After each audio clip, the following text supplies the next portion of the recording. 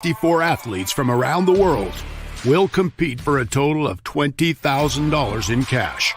Athletes from all corners of sports, including OCR, cross-training, powerlifting, and endurance running, are set to compete inside the Chula Vista Elite Athlete Training Center for a one-day event, including Event 1, the Triple R, Event 2, FUBAR, and Event 3, the HYBRICON Obstacle Course. Let's introduce your host for the day, Jason Clark, U.S. Marine veteran and cross-trainer, and owner of Obstacle Racing Media, Matt B. Davis. I love how good he makes me sound. I mean, that's just dope, right? Yeah, I was enjoying the voice too. Who's the big voiceover guy? I don't know. It's good though. We're getting a little echo here on Max's camera. Let's mute his camera for now. You still getting that? We good? Oh, I know why. There we go. My bad. I had a window open. So it looks like, look at those quads. Oh my goodness. That's Austin. That's the man with the quads. Welcome back. It's the third event of the third and final event for the day. It's 64 athletes. It's $20,000, 32 men, 32 women. They've been through a bit already. Jason, what are you looking forward to on this O course? Yeah, what I'm really looking forward to is this has got a lot of traditional military-esque style obstacles, which of course, is a little different, than the standard OCR course that we've kind of grown to adapt. I do believe there's some of that flavor here. But I think it'll be good to see, what happens when these athletes get to some of these obstacles that they're not necessarily familiar with on a weekly basis, possibly at an OCR event, and see how they handle them. Yeah, like we said earlier. Okay, let's say we're getting a live hit from our man, Jason. Sorry, Austin. I just called him Jason. Sorry to interrupt you, Matt. Hello, everyone tuning into the live stream. Thank you so much for tuning in. It's Austin Alexander. Now, behind me, very shortly, you'll start seeing our athletes out here. We have 64 athletes from all around the world. If you are tuning in from Event 1 and Event 2, which were different streams, welcome back. This is the highly anticipated, most anticipated event of the entire competition. Why? The Battle Bunker has a very rich history in the military space. A lot of us are veterans. A lot of people that are incorporated with the Battle Bunker are veterans, and we love obstacle courses. Battle Bunker started originally as a 9-obstacle course out in Moore Park, California. Now, through episode production and the use of social media and building a community, we've been afforded the opportunity to move inside of the Chula Vista Elite Athlete Training Center, which is where this I can't speak today. It's been a long day and it's hot out here. Which is where this broadcast is coming to you from, in Chula Vista, California. So, behind me, the athletes are lining up. There's no specific order. We have saved some of the more experienced OCR athletes to go during the last waves. We are fighting the dark out here because, like I said, first competition, we do not have lighting out here, so we're going to be very accurate and on time with these waves. In T-minus 5 minutes, the first wave will go, which the live stream crew, the great, wonderful live stream crew will cover for y'all. And let's get it. I'm super ready. I'm super proud of the whole team and ready to bring you guys a great experience. So, Austin Alexander tuning out.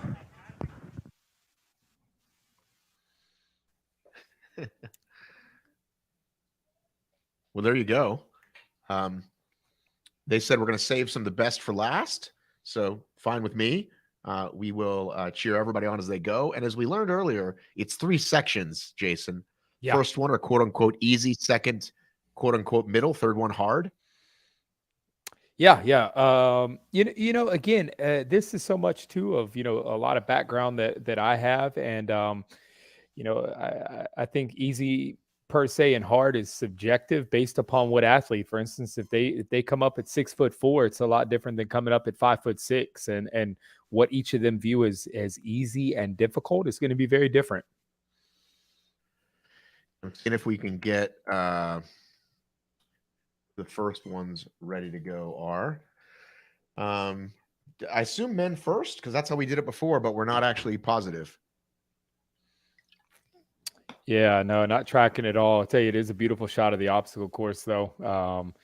And I think the kicker to remember here is that there is a component of speed and agility mixed into just the sheer negotiation of the obstacle itself. Is what these athletes navigate from obstacle to obstacle will absolutely matter. Yeah, they got to see them, but they haven't got to play on them. And based on what we're looking at here, I'm trying to see which is I guess this far closest to us would be the easy round, it looks like. And then the second is the middle. Looks like you got a Tyrolean. What do you call that in the middle over the pit of water? We call it a Tyrolean traverse. What do you call it? So a typical military setting, it's known as a slide for life. Slide for life? Yes, typically that obstacle is over a body of water, and typically it's much, much higher in the air. So this is where in the initial or the beginning of military training, we find a lot of confidence. And most of these courses that are built like this are often called confidence courses in the U.S. military. Have you done the one at West Point, the famous one at West Point, the indoor one? No, I have never taken part of that one, not at all. You know what I'm talking about, right? Yeah, absolutely. There's a lot of hidden gems in the U.S. military of obstacle courses. For instance, on Quantico, Virginia, there's a leadership course there, and it is one of the most well done obstacle courses, and quite interesting. It's a track that snakes itself through, but it was built decades ago, so actually all the obstacles are concrete. So it's not as forgiving, and so there's a lot of safety.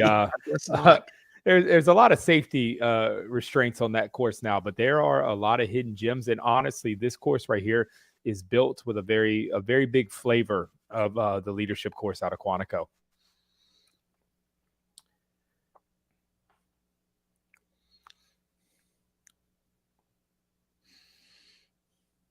Good shot of the Weaver right there too.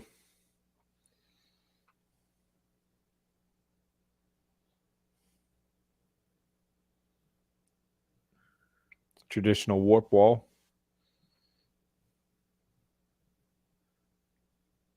Yeah, so it looks like the ones in the far right are going to be the hardest ones. I think they got a rig there. Excuse me. Yeah. I'm definitely curious to see also just how some of the height components play themselves out with the athletes. That is one big staple of U.S. military obstacle courses was that as they continue to modernize themselves, was that many of them were built in their original state of not having necessarily a height agnostic view. So sometimes even during my career, I saw some of the bars have to get lowered down because simply some of the shorter individuals could not reach it no matter how high they jumped.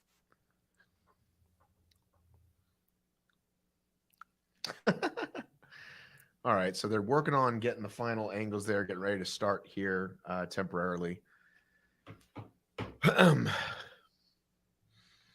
guess, Matt, we're in your wheelhouse right now, man. This is the OCR athletes coming. There it is. VJ gonna be fire here. I was waiting to see it. Absolutely. Should be good. Yeah, I think we're definitely going to see some real selling out, right? There's no weight to carry. It's just moving your body in space. It's the last event of the day. So I think we're just going to see some people just going for it. So it looks like they start 3 folks already, or is this a test? This looks like a live heat right here. They've got battle bunker shirts on. Okay, so they're starting 3 at a time, it looks like. We get a little sound on this.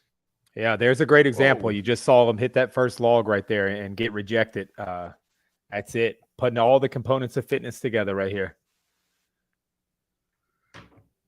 There it is. Nice move. The body weight under log right back to the tall log. Gathered himself. There you go.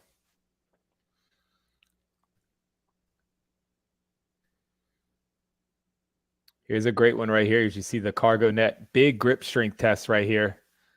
Switching into the transition. Not easy by any means. I don't want to sound like a bad guy, but I'm not who is this person on the far right? I mean, that's probably what I would look like on that. But I'm just curious. Yeah, well, here's all the different components of fitness showing themselves through, no matter right what size, height, weight. Can you get over these obstacles? Nice job on the warp wall right there.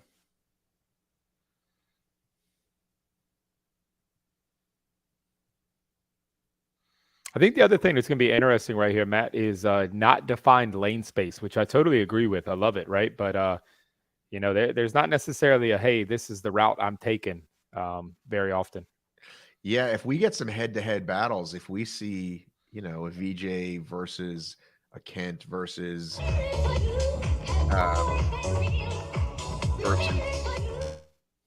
Ryland, like going through this at the end, that would be amazing. Yeah. Now, this is also a piece right here, Matt, that I think is going to be good. Is Hang on. we talk. Did he go the wrong way with the jerry cans? He's supposed to go around the cone. Yeah. Where do the other two guys go? Oh, there they are. So this is see if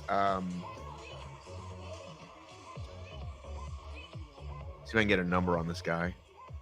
So that dummy they're picking up right there is 150 pounds. So it's jerry carry to the dummies, looks like. Yeah. Do we know the jerry can weight? What do you think? 50 each? So the 50 each in the water jugs, correct? And the training dummy they are carrying is 150 pounds.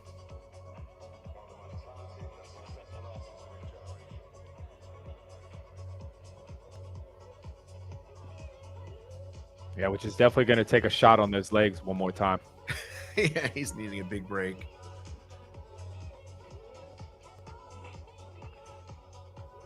Here we go. Right. Are you a top? Are you a top or a bottom? Mate, with this one right here on a go scenario, to be honest, I would probably take a hand over hand method and probably let my legs hang down, to be honest with you. I don't even know if I would wrap my legs for this. It's not that long. Well, your feet are going to touch. Would they? Yeah, I guess so at the bottom. So, yeah, I would go on top then. I'm all about top, always, always. But that's just because I'm not as strong as a lot of folks are. You use a lot less muscle, but to be fair, it's also if you can get that top, that foot gliding, you can fly.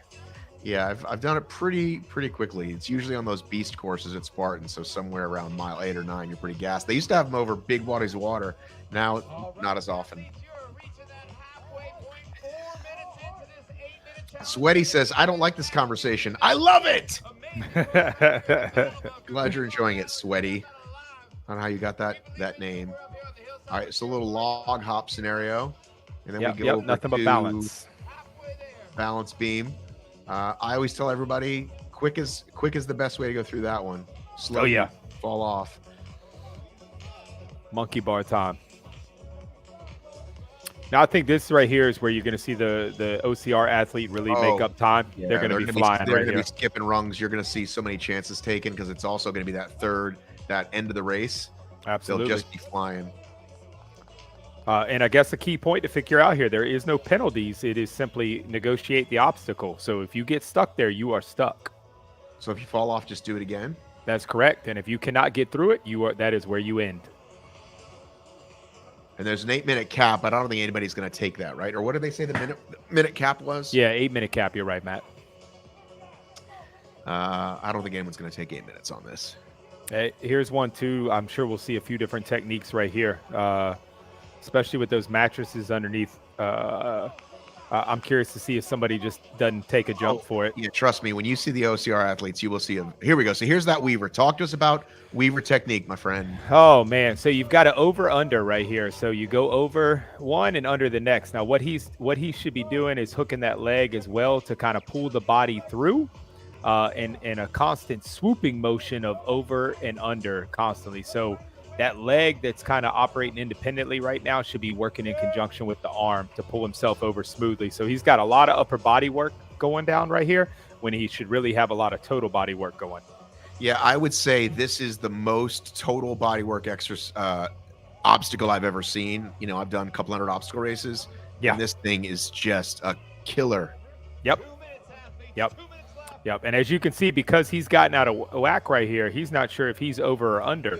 I don't think the judges are either. Yeah, I don't know if anybody was waiting for that one. Shiba Inu wants a shout out. There you go, buddy. Aaron Laser. I'm trying to, There it goes. I do it for the people. Nice Yeah. job. I wasn't sure he was going to recover.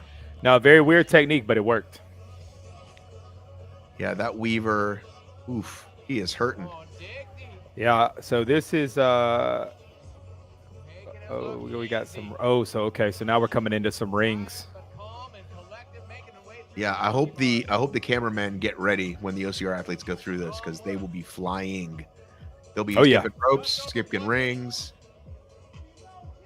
I think that's it. I think he's done. No. He's got. Yeah. He might be done. I was gonna say he's definitely not done on the course. Well, he missed, but he didn't do the last ring. I didn't think. Yeah, it was parallel to it. It's just an optical illusion to our view. In Savage Race we call this anchors away. What do you call this in the military? No, we don't have this in the military. This is definitely a flavor mixture right here. Doing a good job making through it though. Yeah, I can't wait to see our OCR athletes crush this last part. Absolutely. And then we just got a quote-unquote simple rope climb at the end. Yeah, again, I'm sure here we'll see a lot of technique deviation over how many are still fresh enough just to go hand over hand straight up the rope with no leg and come on down. Push it out! Now, this obstacle is one I was looking forward to, is they have to traverse down and wrap themselves around. Okay, what do you call this one? Again, this is a combo of flavors of a military one. The actual Ooh, did you see that form though? Oh yeah. We have one that's bigger that you come up a little bit different, but it's a little bit higher. We call it the Stairway to Heaven. So Tough Mudder has something a little bit like that called Stage 5 Clinger, where you start down and then come around like that. Yeah. I think he did just make it under the time cap, and I apologize. People are going to think I'm being a jerk. Listen, this is super hard. I certainly would not make it under the time cap. I'm not in shape, my best shape of my life right now. But he did phenomenal. Oh yeah, absolutely.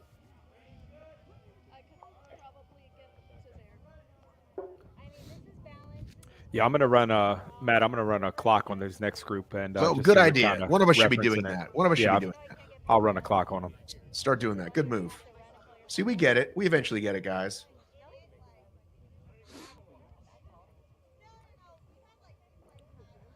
One minute. Next group of athletes is going in 1 minute. Sounds like we got a little under a minute to go here. Nice launch.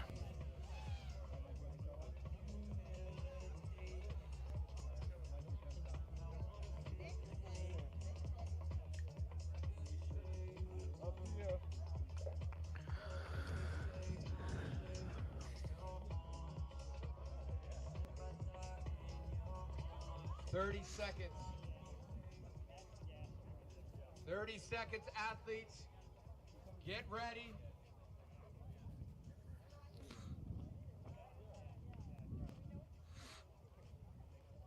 $15. Here we go. 10. Here we've been coming up. Here we go in 5, 4, 3, 2. Sorry, 1, Jason. go! Sorry, Jason, Eamon, and Dylan. Jason Rich, Eamon, and Dylan Dorn. Interesting. Oh, technique now we right got there. some movers. Now we got some movers. So Jason Rich in the green shorts, he's in the lead right now. And then we've got Eamon with the black leggings. Yeah, so definitely right here, it pays to be in first or second.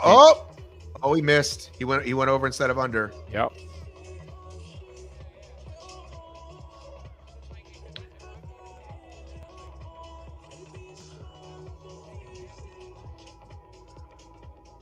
Yeah, it's a very, I think this obstacle, I'll be interested to watch the athletes as it continues to go traverse this one itself. I mean, not complicated in theory, but curious to see the difference in techniques that could be out there. All right, so we are looking at green shorts is Jason Rich, Eamon in the black leggings, and Dylan. What's Dylan's last name? Dylan Dorn with the sleeves. Well, they certainly all went out hot. Yeah, they ran out of steam real quick. Out there on that course, making it through Yeah, they were flying.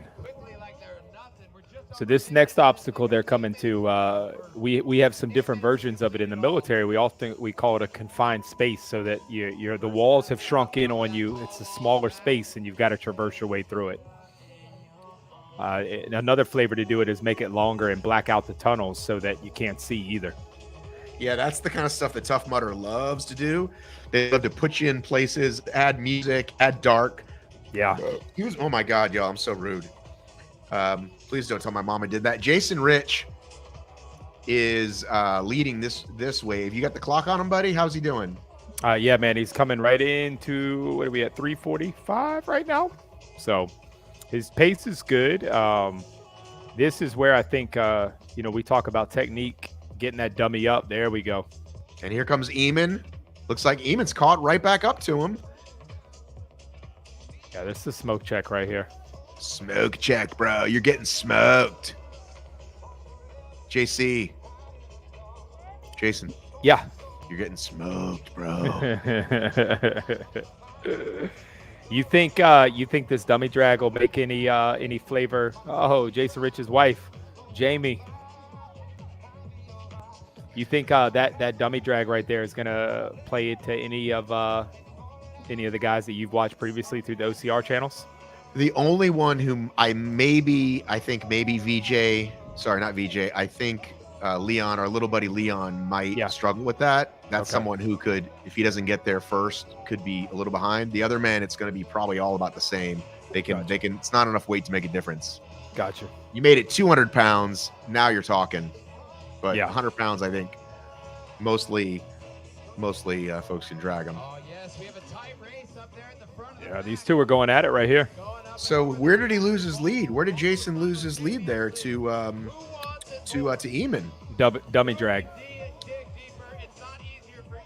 I feel like we got moms rooting. We got moms rooting. We got wives rooting. I love it. Keep shouting them out. Love to see it. Absolutely, family affair all the way through. Oh, nice job on the log. Again, he went for it right there. Quick as you can with these balance obstacles. If you're new to this, when you stand there and think about it, forget it. Just go. So these guys are back and forth. Right at 4 minutes. Oh yeah. Okay. Yep. I must have hit start a little early. 4 minutes in. Now. And see, now here's where you see technique paying off. See that? Swinging like a monkey right through, no hesitation, nice movement, using his momentum. Big difference. Look at that. Look how much time he made. Oh, yeah. Momentum is your friend. Going up the ropes here, balance beam, make it across like it's nothing. That little gap right there to the cargo net does make that tricky. Or you just can't grab the net and flip. Oh, we might have another lead change, though. I think these guys are gassed. I think they're really gassed.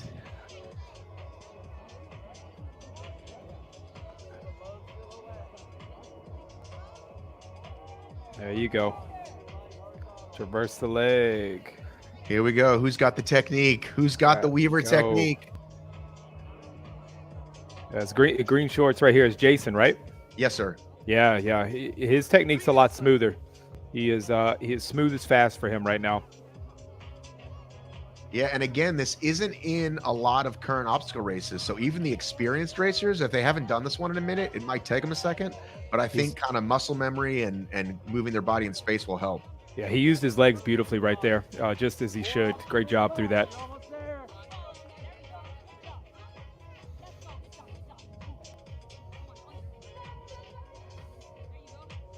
Bringing that heart rate down, pause for a minute, right? That's it. Make sure you understand what you got to do here. There you go. Good job with momentum again. Swinging to the end, nice. But not as smooth as he was on the last one. No. But a little gassed, a little bit gassed. Yeah. Getting a little love here from Adriana. Thank you, Adriana. Welcome from wherever you're checking in from. Got a little hung up right there. There you go. Nice job, man. All right, this guy's definitely been in a ninja gym or two. He knows to stop, get that momentum going again. Yep. All your friends are watching. He's not letting some him of your in. enemies. Yeah. Some of you haters. So that must be a part of the detail. Both rings must be off the course. Yeah, usually in obstacle racing, you have to put them back in the bucket at the beginning. Yeah. I've seen that. Go to your happy place, whatever it is. Go to your happy place, he said. Yeah, where's your buddy? We're not hearing the screams from your buddy. Yeah, man. They might have told him to calm it down. Big shout out from Zip City. Thanks, Blake Terry. Nice work, make its way back down. Yeah, on to the next one. You know, the hard thing here, too, with these athletes is you can be winning your heat, but you might not be winning the war. And I think that's where the difference is going to be made, to keep that pedal on the gas, Final minute. even when you're winning the heat. Right. You can do this. Zip City is in Indianapolis. It's a zip line park and obstacles and all that fun stuff. Oh, cool. Just did a quick little Google. Oh, here's Aaron a different says this is technique. on TV. You are watching it on TV. Put this on your television, Aaron, and you'll be on TV. Nice job. Great job, Jason. So that's the time to beat. What do you got right now is the time to beat? So I finished at 7:31. All right. I'm guessing our boys might do that in half the time. What do you think? Our fast boys.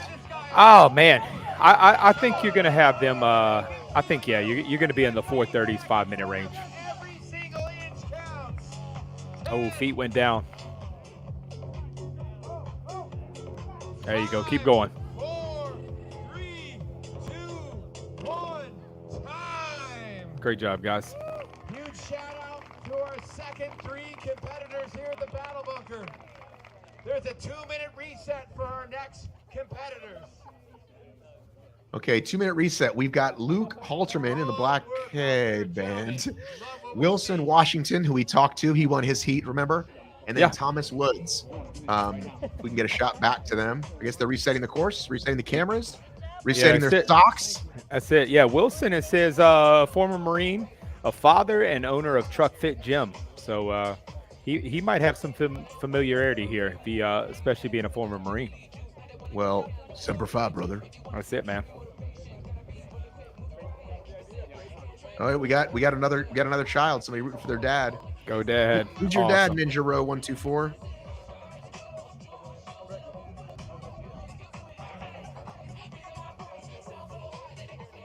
Hoping Cool to this see the music- spectators up on the hill up there. Yep, there they are. Hoping this music is what do you call it? Blah blah free. What's the word I'm looking for? Oh, explicit free. Luke. If this is Luke's kid, then shout out Luke's kid. Nice. Luke Halterman, Wilson Washington, Thomas Woods, all coming up next. It is going to be exciting when these no disrespect to anybody else competing, but yeah, when we get to see the best of the best on here, they're going to literally make it look easy. Yeah, obviously there's a C word involved with this also, right? Which is confidence. And the guys and gals that have been on these courses a few hundred times in their life are definitely going to have some confidence. Yeah, the only thing that I think is, like I said, not hard for them, but just uncomfortable will be that Weaver. Everything else. All right, here we go. We have got. Oh, he first man fell off. That was Wilson. Yeah. And we've got Luke in the headband in the lead. And Thomas. Whoa, did you see Thomas dive in? Yeah. There goes Thomas. All gas, no brake right here in the beginning for Thomas. Yeah, we saw that for the last round too. And then we saw what happened. By the time they got to the third obstacle, they were toast. Yeah, and to understand physiologically what's going on here, I mean, you're going under, you're going over. Now you got to grab. Now all of a sudden, slow down. Wait a minute, I've got to grab this thing. Little different technique there. He grabbed way farther down.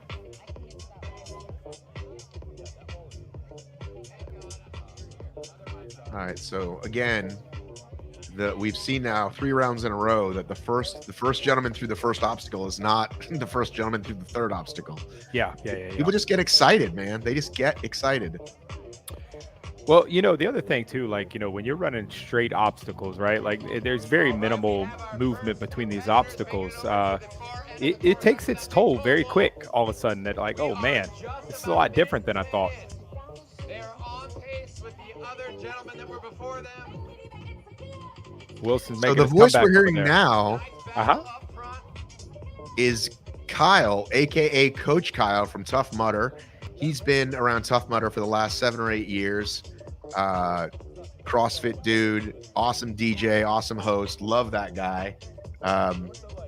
So maybe we can get him on the mic later. Yeah, we've definitely seen some difference here. Let's see what happens on the farmer's carry into the dummy drag. Nice. All right, I'm getting a text from one of our athletes. It appears, remember how I said Carly went through that event really fast? Yep. We think Carly might have had the fastest FUBAR. Okay. I think that event was built for her Yeah, makes sense. in many ways.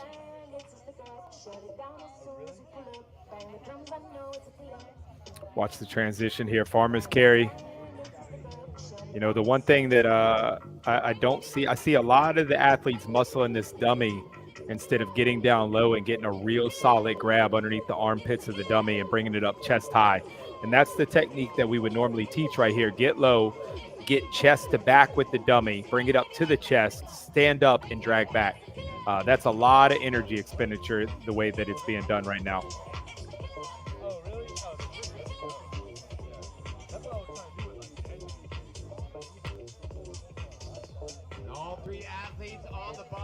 Yeah, as you can see, hands on the hip. That takes a lot out of you right there.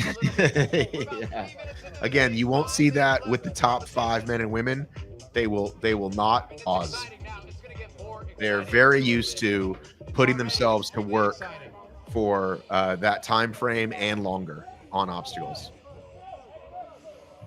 There you go. Look at this. We're gonna have all 3 competitors on the rope. Yeah, I guess the good challenge for a lot of the OCR individuals will be the idea of obstacles back to back to back to back. So look at this. Look at this. Wherever they had deficiencies, the others have made up, and it looks like we're for the first time have a 3-man race.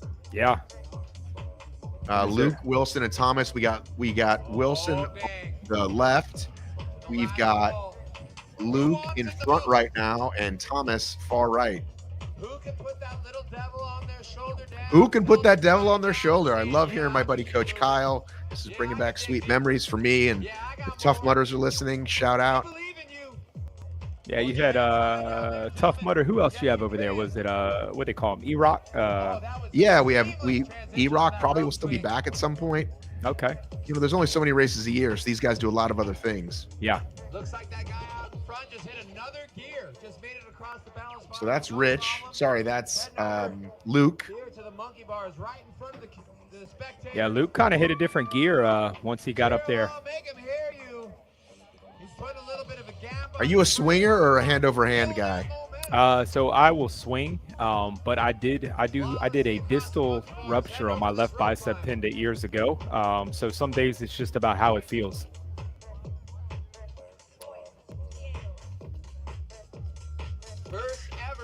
Yeah, that's one of those things that when we do have rain on an obstacle course, it can change everything. Yeah. Because you go from taking those wild swings and chances to taking it real easy, hand over hand, not messing up. Yeah, I ran Spartan Jacksonville a couple years ago in the rain. Definitely a game changer. Oh, we could have met up. I was there. Oh, no kidding. Yeah, I usually try to get to that one every year. All right. Well, it's going to be back, I think, in February of 2023. Yeah. And they might be debuting that new 1K this year there, like as a test. I'm hearing. Very possible. Maybe you and I should meet there in person. Yeah, absolutely, brother. Do you like Dunkin' or Starbucks? I go with Starbucks if that's my choices, but with the asterisk by that, I go local if I can. So love it. Yeah, we got, here's where I think we see it, right? Where this is so uncommon, this Weaver obstacle, where as you can see, he's trying to figure this out. Like, how the heck do I do this? There you go. I hate this obstacle. I mean, there's no other way to say it. It just sucks. Well, when you're out of rhythm like he is, unfortunately, he's trying to figure out how the heck do I get back underneath of this thing, because that leg should be up on top of it already. So he's trying to. So it's like leg, core, arm, leg, core, arm. Yeah, that's the pattern. It's like we talk about with the monkey swing. It's just that you're underneath of it now. You want to swing like a monkey underneath of it, using your legs and your arms. I'm curious to watch Wilson over there to see if he's going back into the Marine Corps side of things here. Well, so he's been on these. Oh yeah, he definitely was on boot camp. All right, so Luke is hanging on for dear life. What do we got for current time? I'm at 6 minutes and 10 seconds. All right. Oh boy. Oh, those feet are close. And he's all that hanging is not good for the grip. Oh man, fight through it, my man. Fight through it. Ah. Yeah, when he had to hold on the second extra time, I almost said he should just drop now, because once you've used that, once you've fatigued the muscles, forget it. You're not getting it back.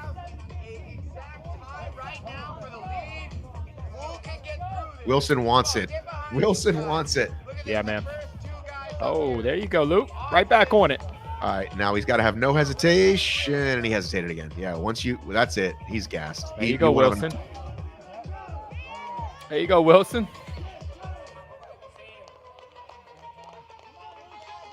Yeah, they're going to be real close to a time cutoff here. We're within the last 30 seconds. Yeah, it looks like these guys are going to be timed out, but dang. You always see people posting like, I'm tired just watching. And I haven't felt that way all day until now. Now I feel tired just watching. Yeah, again, obstacles back to back to back that use different physiological components of the body while also psychologically playing with you over your decision-making process. It is taxing. It's a lot of stressors. If you and I go out on a run, the stressors are limited compared to this, right? Because we don't really have to think more than cadence, arm swing, breathing. You got all that going on, plus trying to negotiate 22 obstacles in a quarter mile. Thank you very much. Keep it up. We got another heat going here in about 90 seconds. Great job to those guys, though. Extremely focused on the clock this time.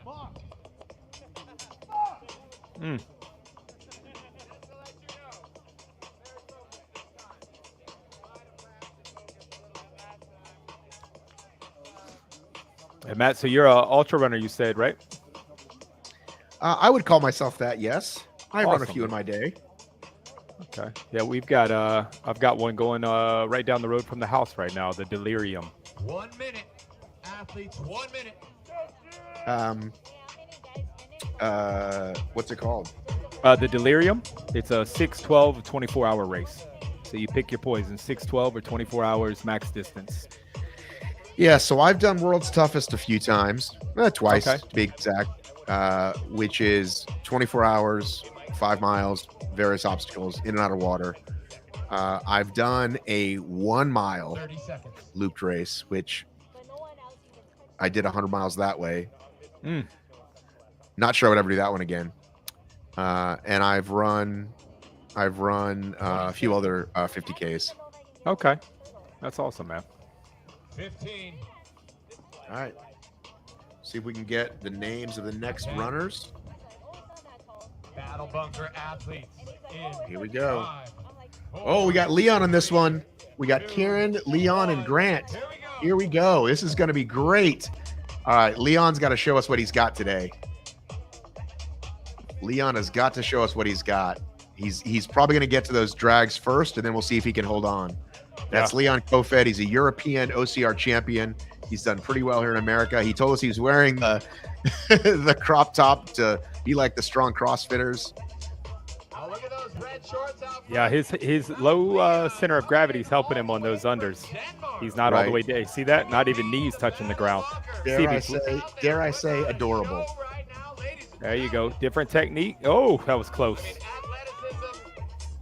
Well, he knows this is where he has to shine. He knows everyone's watching him. He probably, put a little target on his own back.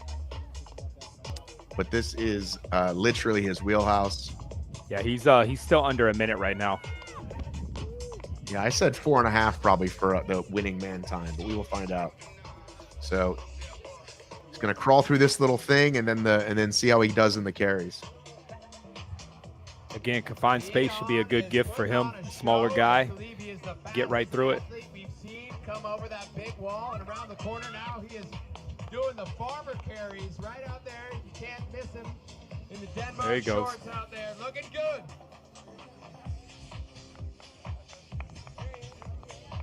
Nice. We'll watch his transition right here. This for him, to me, will be everything. If he utilizes the technique to get under this, or is he going to muscle it? And it looks like he's trying to use technique. There you go. Chest to back. Good. Drive them legs. Oh, that was good. Leon did real well right there.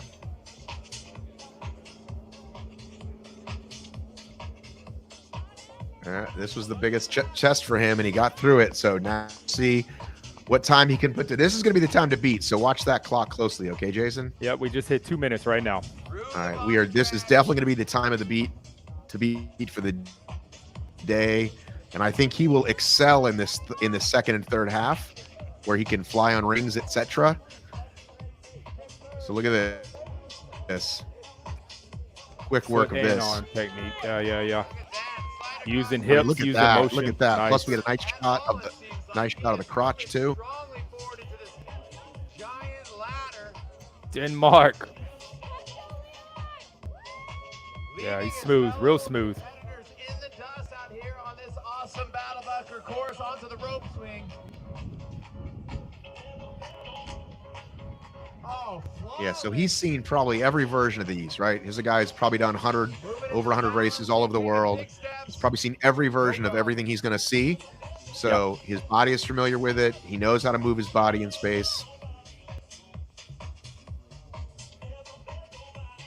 all right, here's Leon. He's definitely not skipping a beat anywhere either. Just crossed 3 minutes.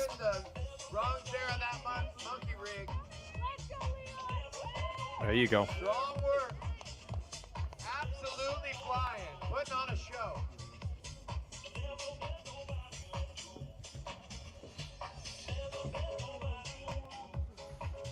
Watch his transition right here. See what approach he takes. There it is. Traditional OCR flip. All right, we've seen this Oh, yeah, we haven't seen anybody do that yet either. a lot of trouble, so see how he does. Oh, he just missed a leg, but he got right back on it. Yep. See how his technique of arm swing and leg swing is going together right there, where he never really gets. See that? Boom. Hook and hook, same time. Hook and hook, same time. Perfect. Nice job, Leon. Oh, look at that. Onto the ring. 4 minutes right now. Get your fingers ready on that clock. I said 4.5. He is at the halfway point right now. Halfway. 4 minutes in. He's got 4 minutes left to make it through this. Oh, got hung up a little bit right there. That could cost him. It comes down to seconds with someone like he just made 2 mental errors there.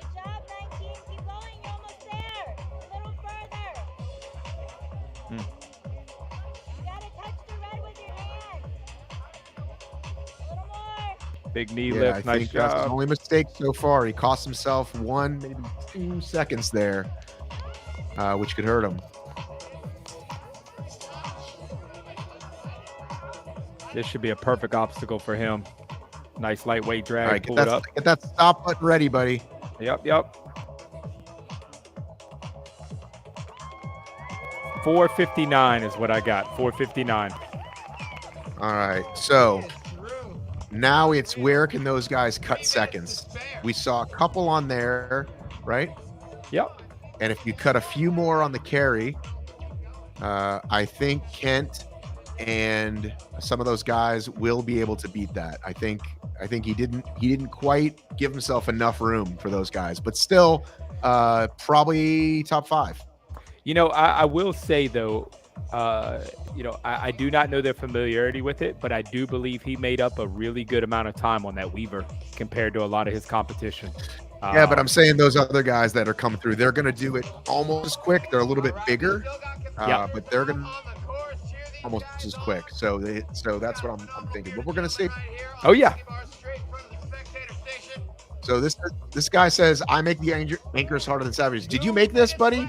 Did Race Ready Opticals build this anchor today? Yeah, it must be. Yeah, These guys build a lot of obstacle courses throughout the country. You got this. Yeah, you did a great job on the So course. this is Grant.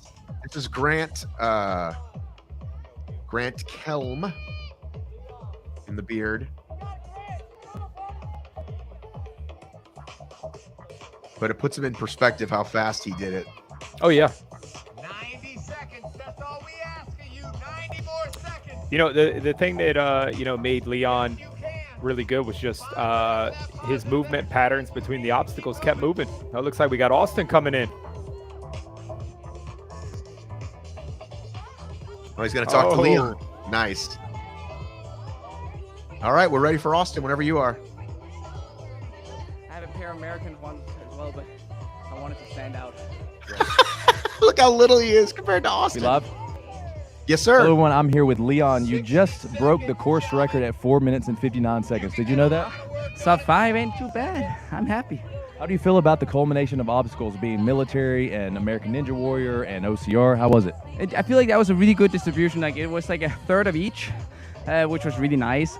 Honestly, my body responded differently than I expected to the wear and tear of the day. So I quite early on was like, shit, I'm really exhausted. Like I tried to get warm, but it was hard to move good. So I'm happy to have set a record. But honestly, I feel like there's a lot more to give, which is a little bit, as an athlete, you know that. It's really annoying when you feel like you had more, but now I set a new time. So come and get it, VJ. Let's see how you'll do. Well, it sounds like his predecessor is VJ Jones, which is coming up just shortly. Leon, thank you so much for your time out here, and thank you for coming out, of course. Normally, y'all don't invite the Danes for the big things, so thanks for having me. Of course. We'll let you get some rest. See you soon. All right, guys. Back to you guys in the studio. 2, 1, time. Good job, guys. Great job. Huge So, shout out. wow. So there we go. We finally saw what we thought we might see, which is Leon, now we've got Adrian, Lorenzo, and John. Adrian Cervantes, Lorenzo Contreras, and John 90 Clark. seconds. This is moving quickly, and we love it. What's that? I still can't think of that word. Which one? Blank free music. Somebody Explicit? needs. No. Somebody will type in the word. So 4:59, time to beat. Hey, kudos to me. My time was spot on too. Oh, nice job. 4:59. That's what I had. I like it.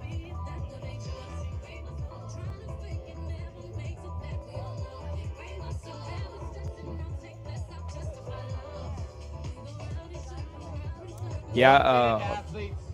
Royalty. Thank you, Jay. Royalty free music. You win a prize, Jay. Thank you. Royalty free. Thank you. Gosh. My brain, man. Oh, Our next Cambry coming through to help you out too. amazing athletes. All right. So we are looking at Adrian, Lorenzo, and John. Adrian in the orange shoes. Lorenzo in the tall socks. John in the camos.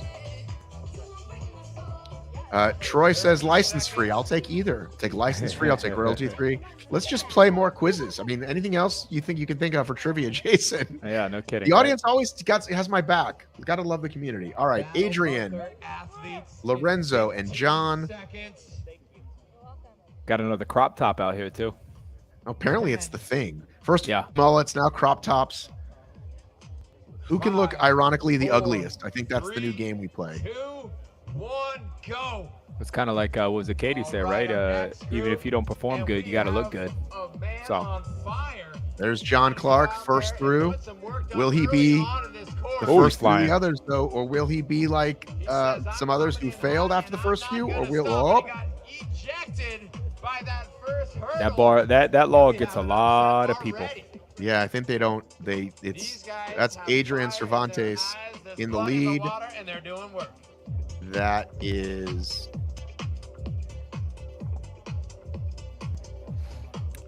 Leon also had a very nice move here that I think was an advantage for him with a shorter frame, was that he was able to let his legs hang free in transition. So that definitely, I think, sped him up through here big time.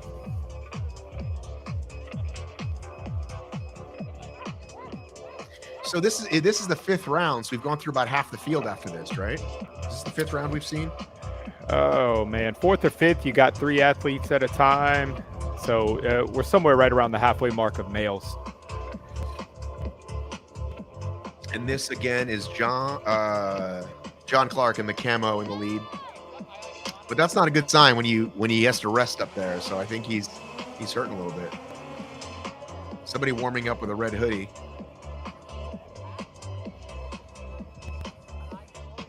Confined space trainer, nice, going on his back. Okay.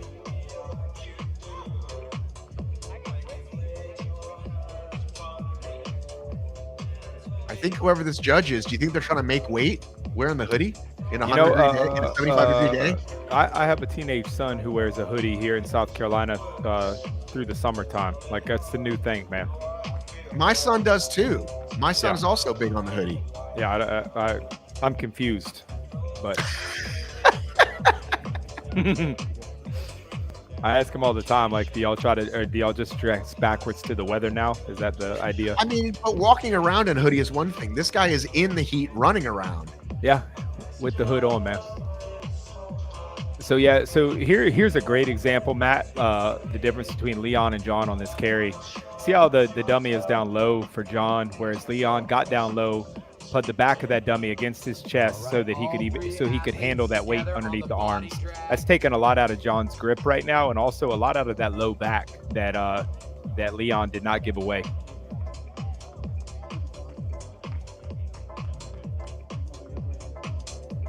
See those second set of cones? So that's where you do the jerry can all the way around, and that's correct. Dummy to just the first one. Got it. Yeah. Leon also had a pretty technique through here. I don't know if it was faster than this right here. Well, yeah, maybe it is, but interesting to watch him use full body swings through that.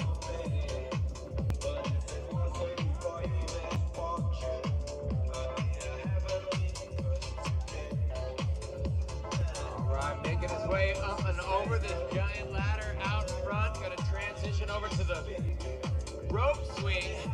Let's see if he's as smooth as Leon. Leon made that rope swing look like it wasn't even there. It's all about where you grab it. Can you get up and over? Look at that. Smooth There you go. work. Moving on to these balancing blocks. Nice job.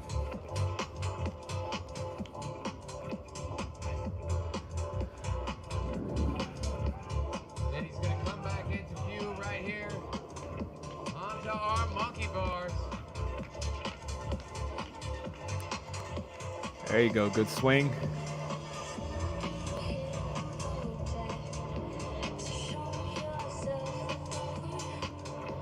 Coming down to the end. Nice job, John. All right. I think people are checking this is Lorenzo, not John. Oh, it's Lorenzo up here. Sorry. I think I might have been calling him the wrong name. You guys want to clarify that for me? That'd be great. We can't see his number from here. What technique does he use? Safely making his way over. We are just over the halfway point. We have 3.5 minutes left. 3.5 minutes, athletes. Your current fitness, John. Where would you finish yourself? Where would you put yourself on this time-wise? Oh, you asking me? Where would I put myself? Did I call you Jason? Sorry. Yeah, you called me John. It was all good. Matt, I would probably say that I think I'd put myself fair looking at Leon's time. I'd say probably 6:30 range, somewhere in there. Trying to be fair to myself here.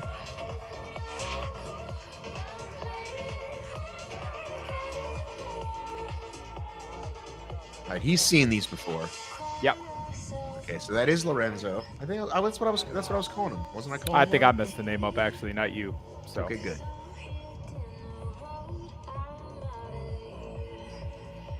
Nice work, cleanly making across that balance beam. Tried to give a little trouble, but he didn't let it.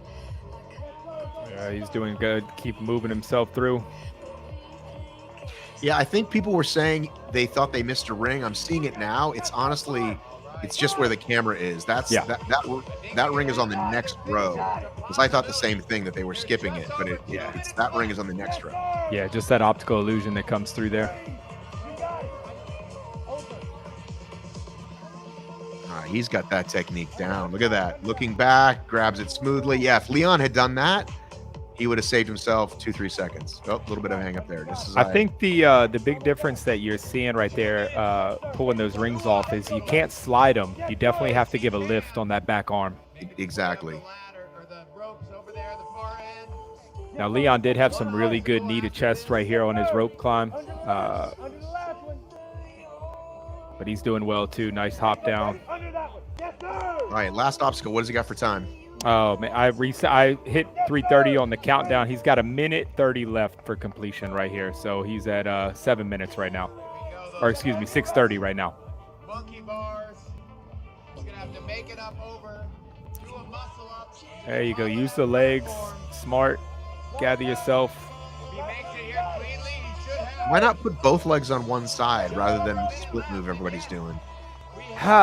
Yeah, you know, I mean, again, if you can roll the muscle up on through momentum right there, you'd be able to pop right up on top what they're doing. Not a bad technique, though, but I think you get to that part of the obstacle course and you're just thinking, hey, by whatever means necessary, I know the finish is right here. You got this. You came here to do work. Do not give up. 45 seconds. Come on, do work. Both of them neck and neck right here. For you right now. 30 seconds. Get through that ring. Just missed that ring. Oh, man. Two of them missed the ring. Seconds. Get through that ring. Fight to the finish. 15. 10. Come on, do work all the way to the buzzer. 5, 4. Do work. 2, 1. Time. Yeah, great job of these guys. You're definitely seeing the cumulative of the entire day catching up with them, that's for sure. So the next 3 athletes are out here on this amazing Battle Bunker course. So we have got What a phenomenal 3 display of more effort gents. Everyone has given so far 100% effort. That's what we love to see. This is all about you guys. getting How the bad you want it? How hard can you push? getting our word on the ground here to see who they are. If you know who they are, shout them out. You know it's gonna hurt. You know it's gonna be hard, and you wouldn't want it any other way. That's what the Battle Bunker is all about. How deep can you dig?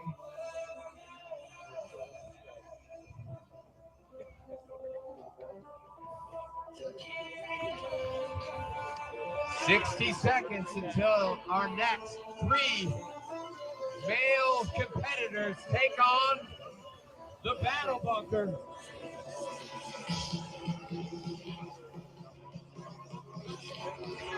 All right, should I get the names sent to me?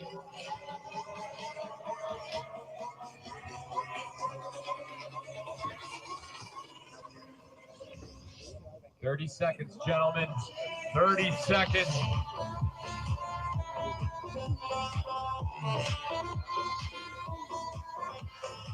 I see Miranda right there. She is getting us those names.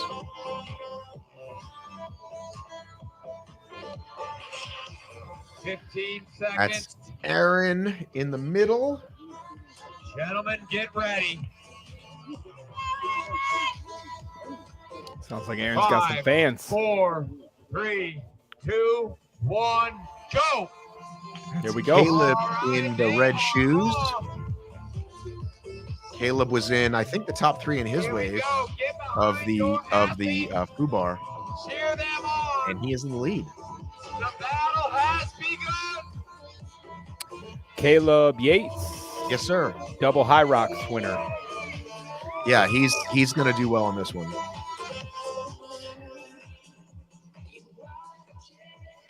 Taller frame, it looks like. And there you see the big difference between him and like Leon, right? Like watch him get under here. Got to get down. Right. See Demi Bagby has made her way over to the show. Oh, I just realized who Caleb was. I'm sorry. I was thinking. So yeah. So Cable Caleb, I think he might have had the doubles record. I'm not sure. These records get broken all the time. We had our gentleman on earlier talking about HYBRICON. Every time there's a new event, these guys get faster. So he has done very well in HYBRICON and won as a doubles team. That is not Kent in the middle. Come on, race ready obstacles. Come on. Just about on pace. But if they want to battle with that little red shorts man. Little red shorts man. I love it. He's got the sleeves up. To be honest, Hoodie man has got the sleeves up, but the hat's still on. Looks like Caleb got slowed down back there at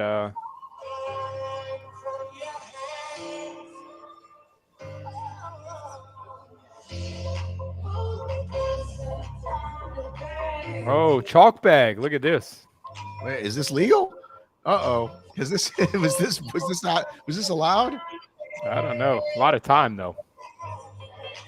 I gotta say, I can't see chalk for an obstacle like this though.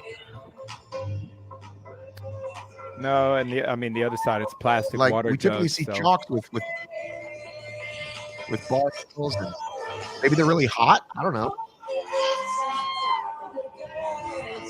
all right, we got our first couple athletes onto the farmer carry. We got Aaron Nolan. Let's see what he does here. Right for that body drag. Yeah, see Bento. He muscled it up to him. Exhausts you right there, sucking the energy out of you, but don't let it. He's moving quick though through that drag Come on, part. gentlemen. He's got that. He doesn't even have the legs on the ground. Barely.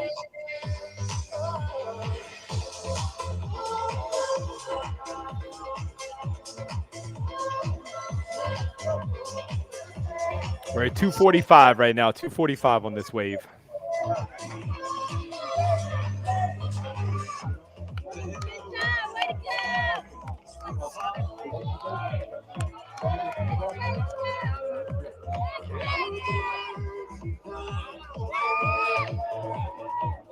Yeah, Aaron looks good through there, though. Coming right to the end. Oh, dropped his chalk bag.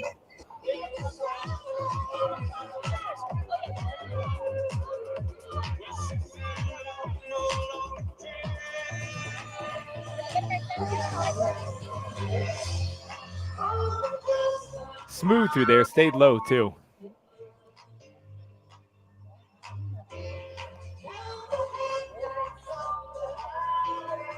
Big leg up, big swing.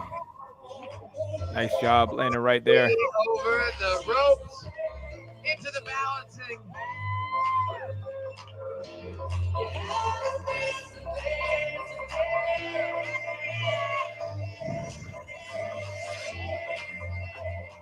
All right, ladies and gentlemen, we are at our halfway mark. 4 minutes in, 4 minutes in.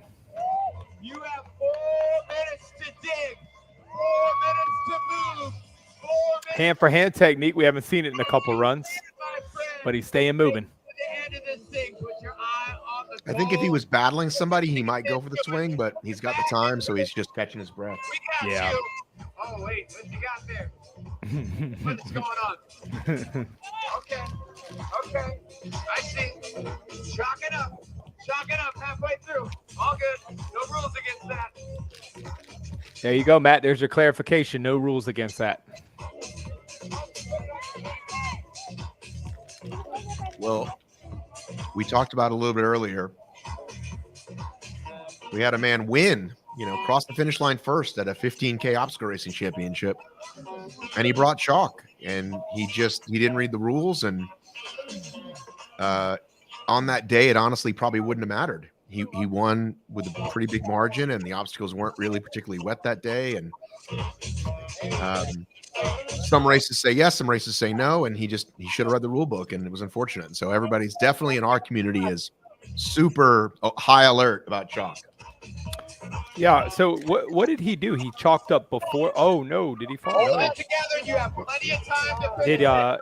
Did he chalk up before the race started, or what happened? You got it. Yeah, so his hands had gotten torn up a little bit the day before, Okay. and so he put it on before the race, Go to that happy place. and wherever that might be. didn't know it wasn't against the rules. And so, when he was going through, you could see it. You could see it as he went on each obstacle.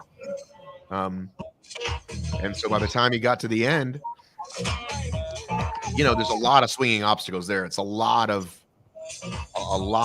what you're looking at now, and big metal things which show that chalk's hanging on it. Huh. And how long was the race itself, distance-wise? 15K. So they did it in, what do they do it in? 2 hours and 15, 2.5 maybe? I don't remember. Yeah, I guess, again, rules are rules, and not to debate the fairness of what the call was. I'm surprised that putting chalk on your hands for a distance of 15K is even a problem, or Keep moving forward. allowed or not allowed per se. Yeah, brother, we got you. Come on. Yeah, it's one of those things that years ago it wasn't even in the rule book until people started doing it. And my mistake, somebody just reminded me, Tyler actually got first. It was Rylan Steg got second. And he's relatively new to our sport. And so it was a big upset. And is that allowed? You allowed to kick the poles there? Yeah, I don't know how that's written.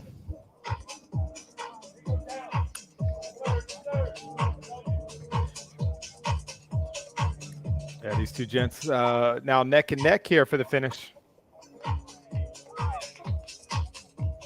And it looks like we got about 45 seconds left right here in this heat.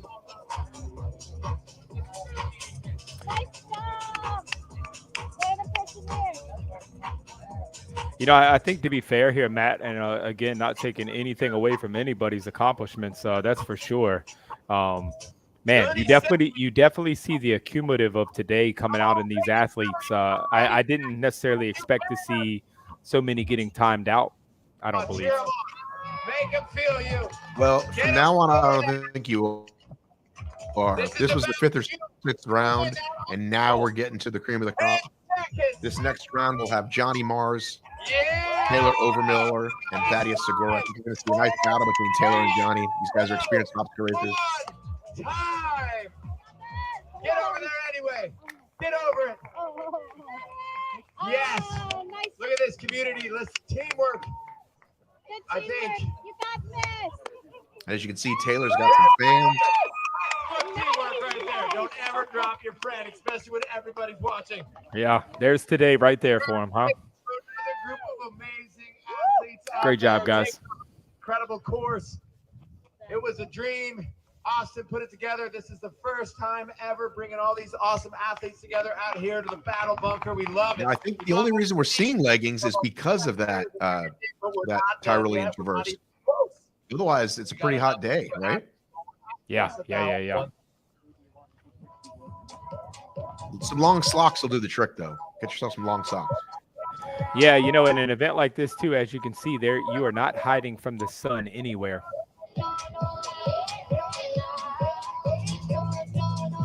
1 minute.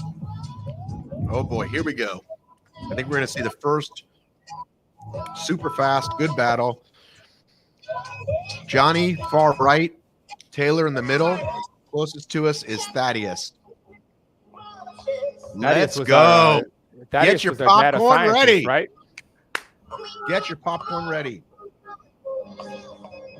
30 seconds, athletes.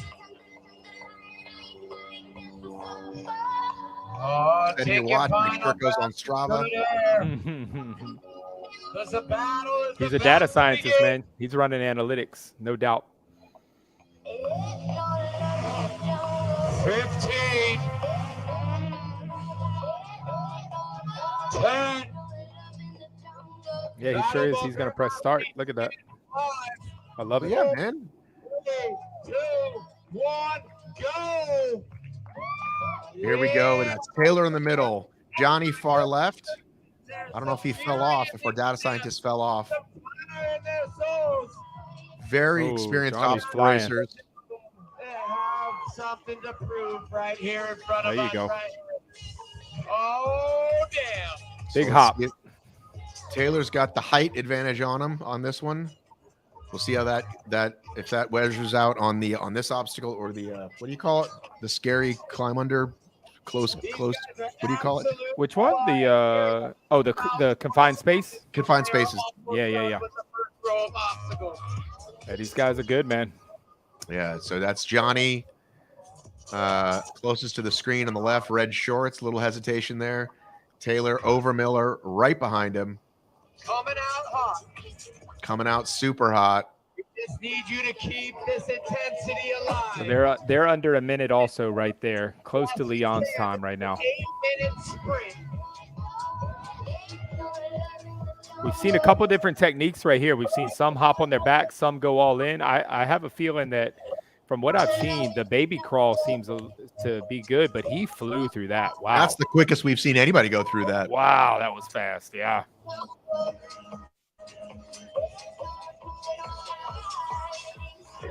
His legs are moving, man. He's doing good.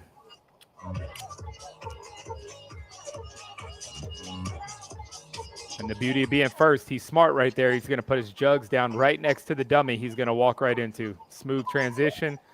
Get him low. Got him up. Turn and burn. There you go.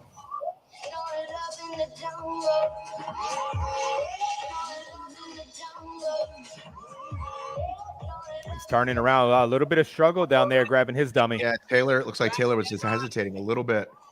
Yeah. He's flying right here. But I know both these guys can do obstacles really well. So this third row should fly for both of them. Yeah, he's at 212 right now. Good. Johnny is looking great. Yeah, he's flying, man. 2 minutes and 20 seconds in. Flying across the ropes. Not as fast as Leon right here, but not slow either. Race right now. There you go. Keep going, my man. Good job.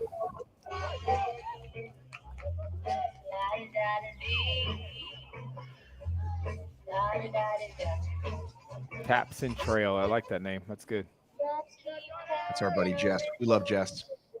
He works for Savage. Oh, okay. Awesome, man. There you go, Johnny. Big crab. Nice. That was fast. Yeah. Oh. Will that open the door? Can't see second place yet. Can't see third yet. That was a good save, though. Oh, wow. He's got some seconds on him. I thought we were going to see a real close battle here at the end, but he's not there yet. You can feel that log at the other side. Here we are. We got our leader flying through those monkey I'm bars. excited to see him hit the Weaver, too. Yes, you can. Keep your head held high. Believe in yourself. We believe I do in not you. know what happened to Taylor. He's just now getting halfway on those monkey bars. Yeah, I wonder if he well, he was definitely slow on the dummy drag. But I thought he was going to catch up on the log hop. Athletes take There note. goes the Weaver. This is the question mark right here. I think this is so much the game changer. The over-under log. He's not in technique yet. There he goes.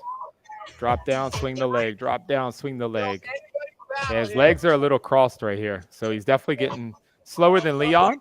Obviously still making it through, but slower than Leon. You came here for the Battle Bunker obstacle course. He came here for the battle bunker. Here's where Taylor's making his move.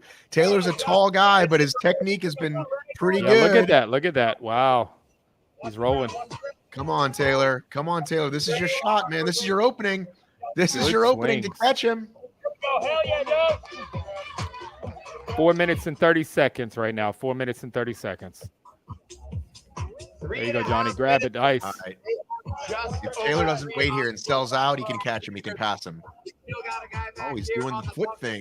Why are you wasting your time with the foot thing? Just go over there. I think he's afraid of being tall, man. Will his feet hit the ground? I don't know. Not that he's afraid, but being cautious with his feet. Right. Well, that was his chance. That was his chance to pass. He should have went for it.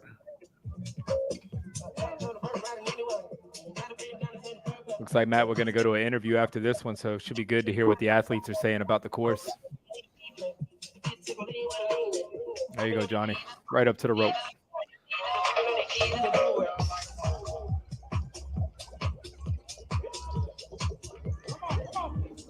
Oh, little struggle right there on that technique. Not a lot of knee lift. Oh, for Taylor Johnny. still made up some time. Yeah, Johnny didn't have a lot of knee lift going right there. Legs might Okay, be who shot. wants it more? They're both down at the same time. Who wants it more? Who wants Last it obstacle. more? Taylor's got about a second on him. Taylor think came this- back. I thought he was dead. Yeah, man. This Look is at where I think that. his height. Look at that. Can he get his body up there? Stop 5 that minutes clock. and 46 seconds. 5 minutes, 46 seconds. All right. That was awesome. There you go, Johnny. Keep pulling, man. Keep pulling. 3 of them. Shimmy the hips. Good job, buddy. 2 minutes left. 2 minutes left. Good time to be pushing That out. was an exciting race right there. Come on. I can't wait to see what we have next. We've gone through most of the field now. That is Thaddeus, your buddy Thaddeus, coming in on this round. Yeah, man. Keep we going, have bud. we have got the top of the men's field coming next. We're going to see Isaiah. We're going to see Rylan, Ken, Isaiah here. DJ. Oh, there's Isaiah. Let's go. Let's throw to Isaiah.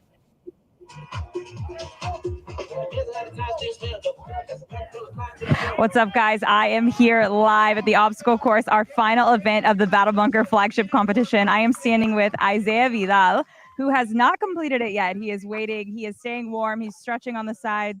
Isaiah, after watching a couple of guys, quite a few, go through this course, what do you think the most challenging portion is going to be? Honestly, just staying in your lane. You know, a lot of guys, they try to just go based off the other competitor, and a lot of times that can screw you over in the end because at the end of the day, it's a race against yourself. So you've completed your first 2 events, absolutely killed it. I hear you're at least in the top 5 on the leaderboard currently. What do you hope to do to finish off your day?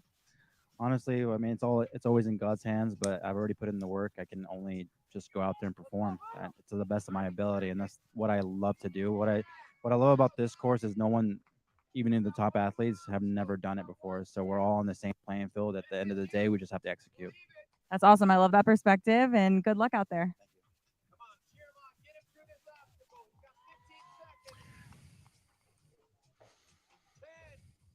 Yeah, definitely a good thought process he's got, man, and he's spot on. Pretty even playing field, and see what happens.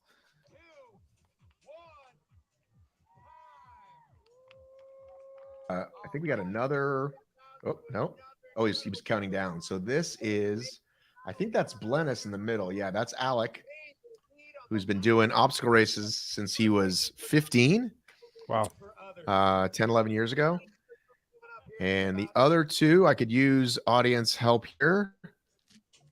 If we get, he's wearing the Extreme 2s, it says. And I am looking to see who else we got here on the field.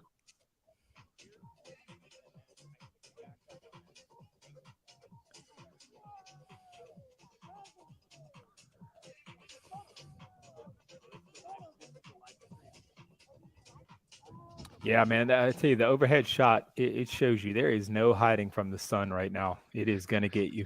That is for sure. Yeah, but I like that it's I like that the best are going last in this one. Like, you earned your spot. You can deal. You're gonna deal with the hottest part of the day. Mm-hmm. Yeah, absolutely. So.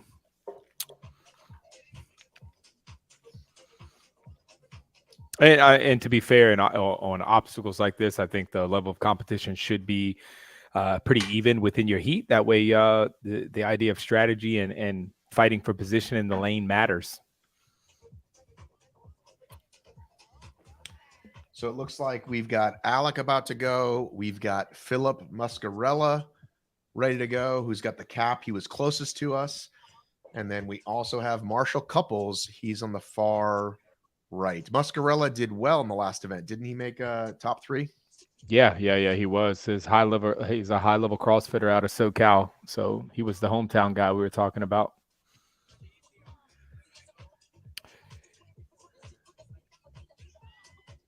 I think they mean the course. He beat it in the head with a hammer.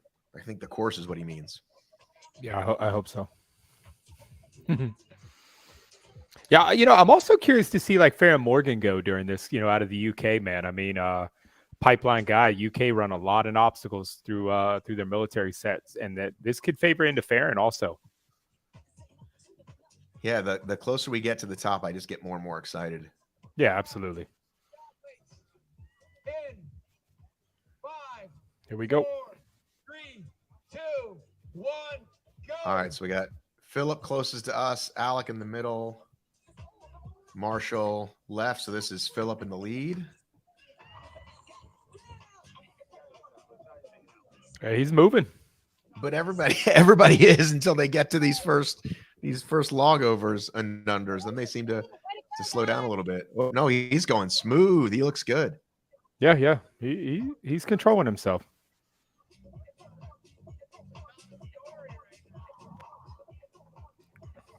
Yeah, he's a CrossFit dude. He's done a lot of these movements. Maybe not this obstacle, though.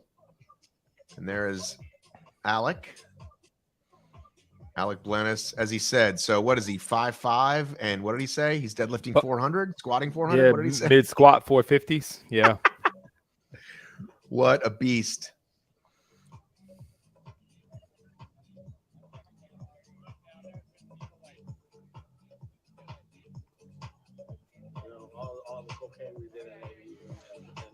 Yeah, I would love to see some of the best obstacle racers come here, make a weekend out of this, maybe add some more obstacles, send them a few different ways, send them for a lap.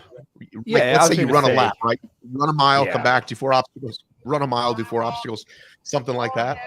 Yeah, and I think that, the beauty of Austin here in the Battle Bunker is that, with a playground like this, it can only continue to grow. And, and I don't want to say better, but what I will say is that I think that the thought process to challenge athletes will continue to grow. So, yes, I would say we will see a different iteration of this. There's no doubt in my mind. Yeah, so I really like that idea. There's actually a course here called, this is what happens when I've been up since 7:30, announcing most of the day, because I can't think of the OCR King compound.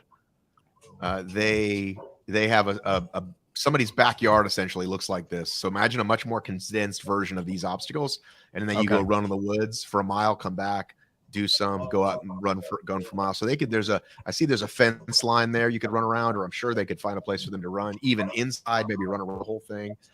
Oh yeah. So there's Alec getting done with his bag. Let's see if he starts to sell out on the second half of the race.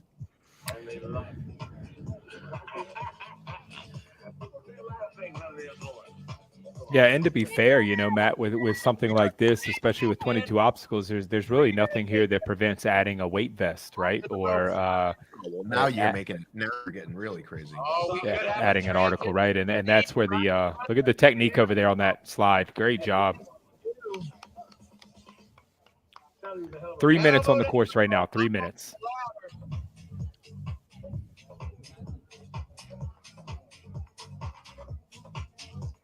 It's all about, do you want it more? Good little neck and neck battle right here. Do you want it more? Now, I got to be a little biased here.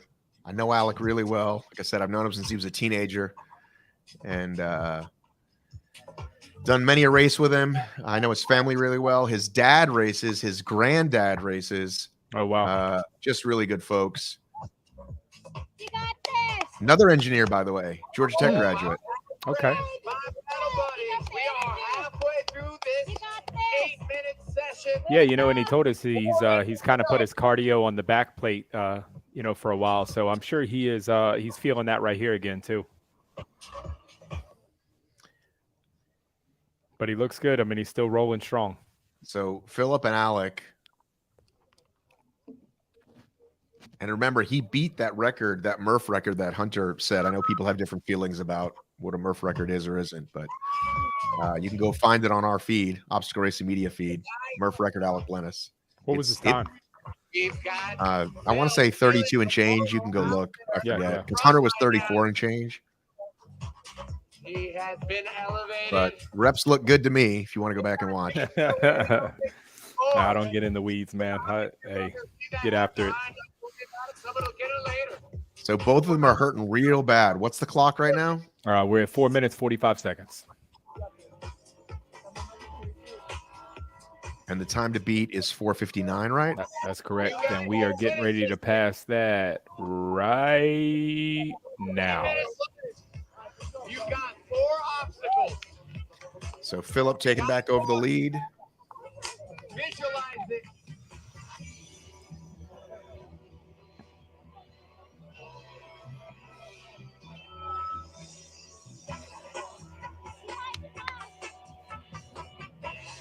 Don't. They're going to be close right here at the end, though. This is good.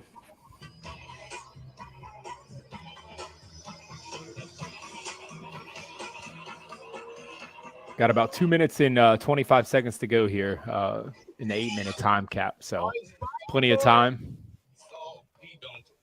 Smooth is fast right here. Great job. Little hang up. Nice. Alec might catch him. Look at this. Alec making the late move. Oh, there's been a transition of I don't think he needs to wait for it. Yeah, there definitely some seems. people aren't. Yeah, definitely seems to be confusion on the ring for sure. Which I'm sure you're seeing a lot of, past previous race mentality come out of them. Yeah, there's usually you have to. But they usually, the athletes also ask during the walkthrough, where can I touch? Where can I not touch? Do I have to return this to its beginning? Usually stuff gets covered, but also race brain happens, right? Oh yeah, look at this end right here. This is good. Oh, here we go. It is neck and neck. Different transition right there. Smart move. Alec nice get it, play. and he did. 6 minutes and 30 seconds. Nice job.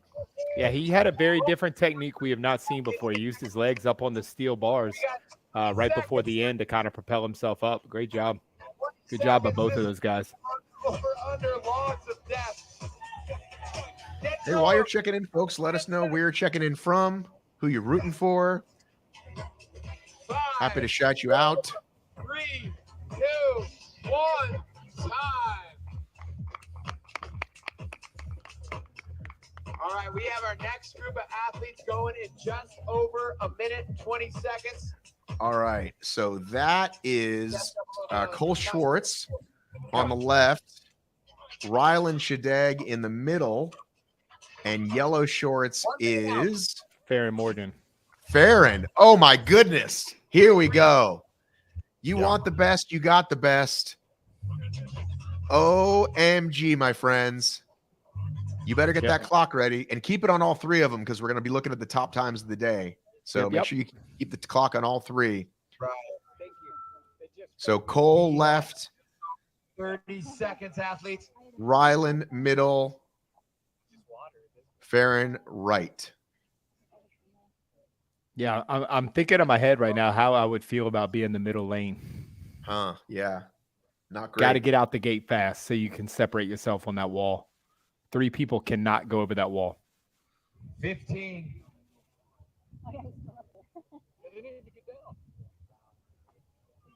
Look, they're asking right now, where are you going? Ha!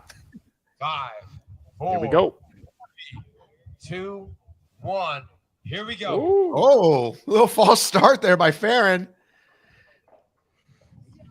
So Ryan is definitely the favorite here. Rylan Shadeg. And this is what I was talking about earlier. He's winning 15K races or top 3 podium and winning DECA races, which are, 15-minute races, 20-minute races. Great expression of athleticism, right? Like to be so well-rounded in these distances.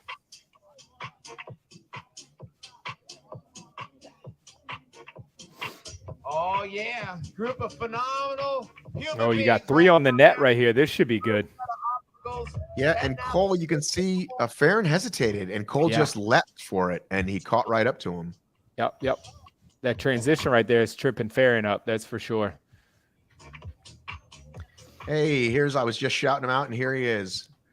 Good to see you, buddy. So here we are definitely comparative to the top time right now. We just hit 102. I mean, this is Leon's time right here. Let's see what happens here. Baby crawl coming through. Right. Ooh, did not fall. Good job. Chose the smart lane again. Look who's the smart athletes. Look at the big brain. That smart lane, like you said. That's it, man. Quickest transition time. He's moving too. He is moving. Cole coming right out, getting ready to go right into his fireman's carry. Oh, look at him manhandle the dummy and try to flip it over. I don't know about that one, but he's He's got him rolling. I don't know. I think Farron, I don't know what happened to Farron. He's way back there. I don't know if they made him do an obstacle over. Something happened with Farron, I think. Yeah, Ryan definitely tried to manhandle that dummy. No doubt that's going to take its toll on his grip a little bit and take a toll on his lower back. But again, conditioned athlete, I'm sure he'll dust it off and keep pushing. Showing off a little bit with the cutoff shirt, I think. We got a new variation of the crop top with a Tarzan cut. Those are also some sweet VJs. Look at that. Oh, look at it. You see that? Yep. We haven't seen that yet. We haven't seen that yet. 2 minutes and 20 seconds right now. Last athlete, when we said this last heat, was at 3 minutes right here. So definitely ahead of the last heat's pace for sure.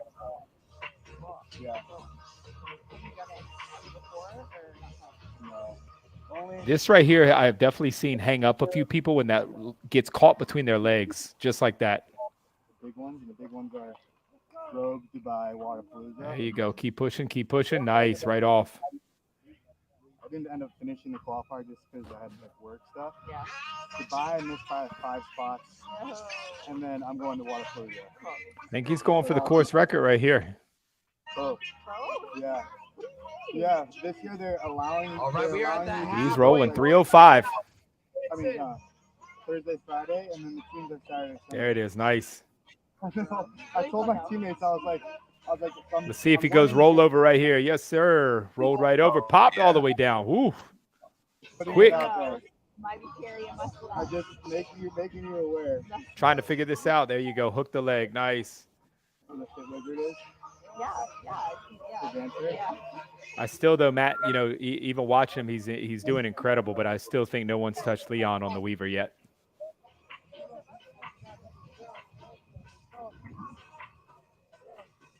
There you go. Nice. Keep pushing. Keep pushing. He's out. 3 minutes and 48 seconds right now. So he's got to get through these last couple obstacles in less than a minute. Yeah. He's got 1 minute right now to take the top time. A little bit low on that grab. There you go. Keep pushing. Nice.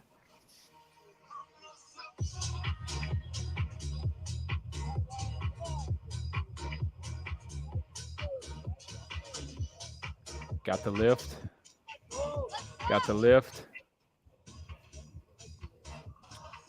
Oh, yeah. Nice. Keep pushing through. 4 minutes and 30 seconds right here. Oh, it is going to be close. It's going to be close. And he looks like he's running out of gas, though. That was a little slower than I expected. Here he goes. Can you give me a running time? What do you got? Yep, 4:47, 4:48. He's going to do it. 4:50, 4:52, 4:53, 4:54, 4:55, 56. Oh, boy. Oh, boy. 57, 58, 59, 5 minutes. He blew it. He had it. He had it. Yep, he sure Just did. mental mistakes there, right? Got real confused at the end how to do this, and he, you know, no one has used that leg. Now he's blowing second or third potentially from where the other guys. Oh man, he's got to do it again. Oh boy. You know, he watched who was it, Alec, that used that leg technique, and he tried to replicate it right there, and it just did not work. Well, he was surely going to have the fastest time and even the second. And depending on how the other gentlemen do, he might have knocked himself out of the podium there. But he's not giving up. Of course, what is Ryland? He's having a hard time. What do you think? What should he do right now if you're his coach? What do you tell him? You know, he obviously has no pull. You have to say it quickly though. What do you say to him? What do you say to him quickly? Chicken wing. Oh yeah, we have our first athletes finishing up this course right now. So we're about to see an upset, perhaps. He's got to get an elbow high right there to chicken wing up on that bar. These guys are making quick. There it is. Nice. What do you got? 6:10. Well, he is going to be kicking himself later, but this is how you learn. I told you he's still relatively new to our sport, and this is how you learn. 6:20. You know? Yeah, very fair. Like how else do we learn in life but for mistakes, right? How else do we learn in life? Yeah. Ian's Ian's coaching. What's up, hang on a guys? second. We are still on site here at the HYBRICON obstacle course, and I am here with Phil Muscarella, who just completed this course at around 6:30, correct? Yeah. Well, I am just curious. You are a CrossFit athlete by trade, so how's cross training kind of prompted you, trained you for all the things that you've tackled this weekend? I mean, it's been a great experience. You know, it's obviously like things like this aren't in the day-to-day training, but the goal is to make it to the CrossFit Games. And the first couple events weren't necessarily geared to my strengths, a little bit more endurance based, but it's great training and great experience for me. And then the obstacle course is just like good fun, just attacking it and knowing that this stuff is going to be in my future, and just seeing how fast I can go. That's awesome. That's awesome. So just competitive fitness in general is awesome for the elite athlete. Like it tests your fitness. It gets you in the right mindset. Do you enjoy just like incorporating events into your season throughout the year just to like, always give you something to work towards? Totally. Like I'm trying to be the best at everything. That's the name of the game for CrossFit. So if I can come anywhere close to endurance guys and events that are more geared to them, then it's only going to prep me and make me better for when it's my time to do my specialty. So I wouldn't say this is necessarily in my wheelhouse, but it's been so fun and a great experience that I know is going to help me with my training and my season coming up. Well, that's awesome. Congrats on a day well done. And I hope that your leaderboard spot is what you want it to be. Thank you so much. All right. So now we got the big boys. VJ far left, Isaiah in the middle. Oh my goodness. And that is, I can't tell who that is in the far right, but VJ is going to be, I'm going to go ahead and predict the fastest on this course. So you think VJ handles the weight carry, the dummy weight carry no and all problem. well? You'd have to make it a lot heavier to make a difference. He'll struggle less than say Isaiah will. I mean, look at Isaiah. He's a giant. He's a tank. But he's going to have so much time. And just look at him. See how he's pacing now? He knows. He's like, this is me. This is my event. This is mine to take. Very confident. Woo! It's going to be good to watch. Yeah.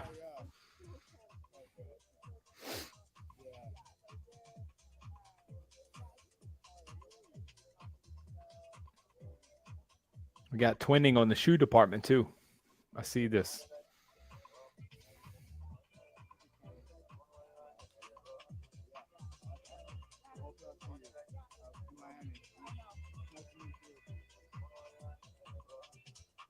I guess to use your words, Matt, you said Ivan comes out like a bull. So we'll see what goes down here at the start.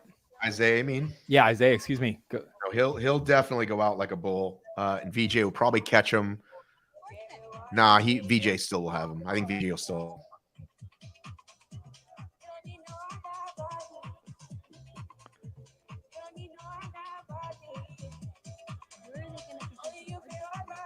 Here they go. I mean, do you see that? Do you see what I mean? That's the quickest we've seen anybody hop those walls.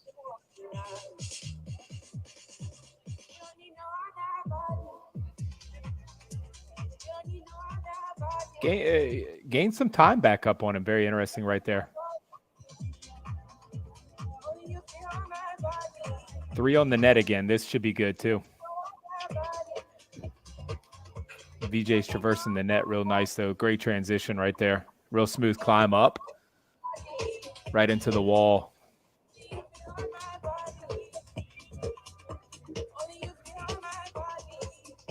I think Isaiah's thinking if I can get to the dummies the same time he does, I maybe have a shot.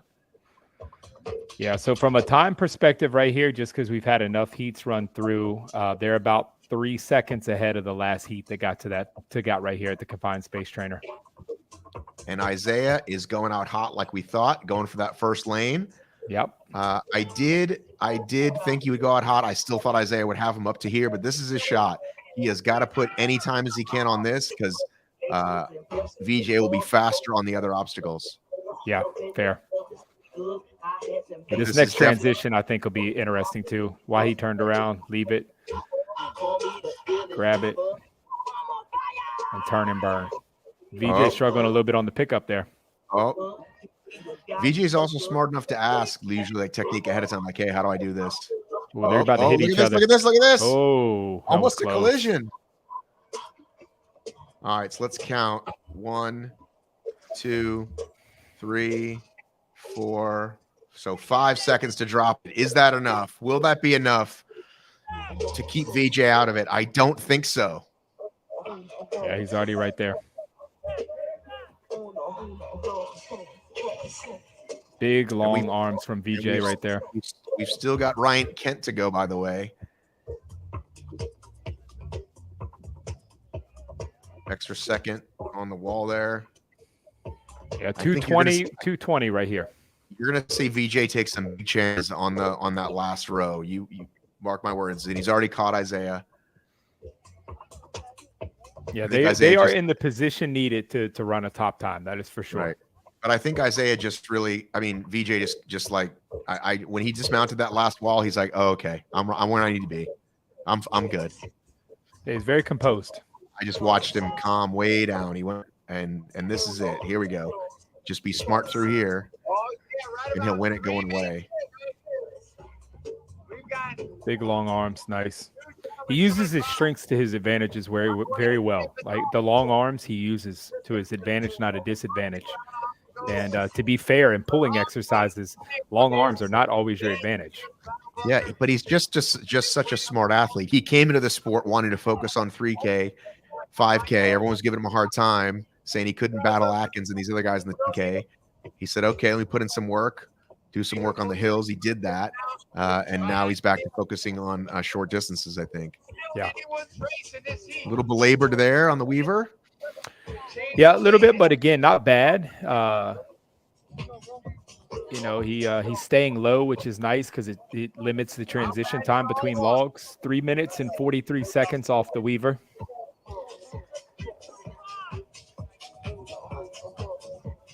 So here's his bread and butter. Although I think he maybe should have taken an extra second to breathe. He got that a little hot. Yeah, he jumped in there a little bit, and I don't think he needed to, you know. But again, still looking strong. 4 minutes right now. A few obstacles left to finish off this amazing obstacle course here. I mean, we saw Ryland flying through this, and then he made a mental mistake at the end. Will VJ come through? Making those rigs like and learning that you gotta pull it off. You can't slide it. You gotta pull it. Yep. Definitely hung him up. 4 minutes and 22 seconds right here. We got this. Come on. He's definitely in position. Nice call. Again, using a big strength to his advantage. 4 minutes and 30.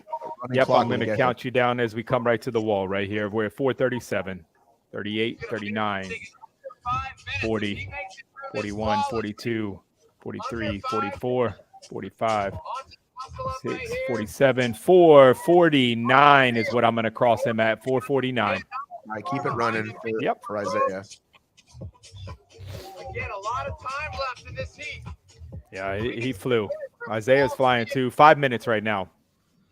He's definitely going to play himself. Look at him strutting up there. Austin wanted to give a shout out to everybody. Thank you so much for watching and supporting what we do. We do appreciate all you guys checking in from all over the world. I mean, can I say something bold here, Jason? Yeah.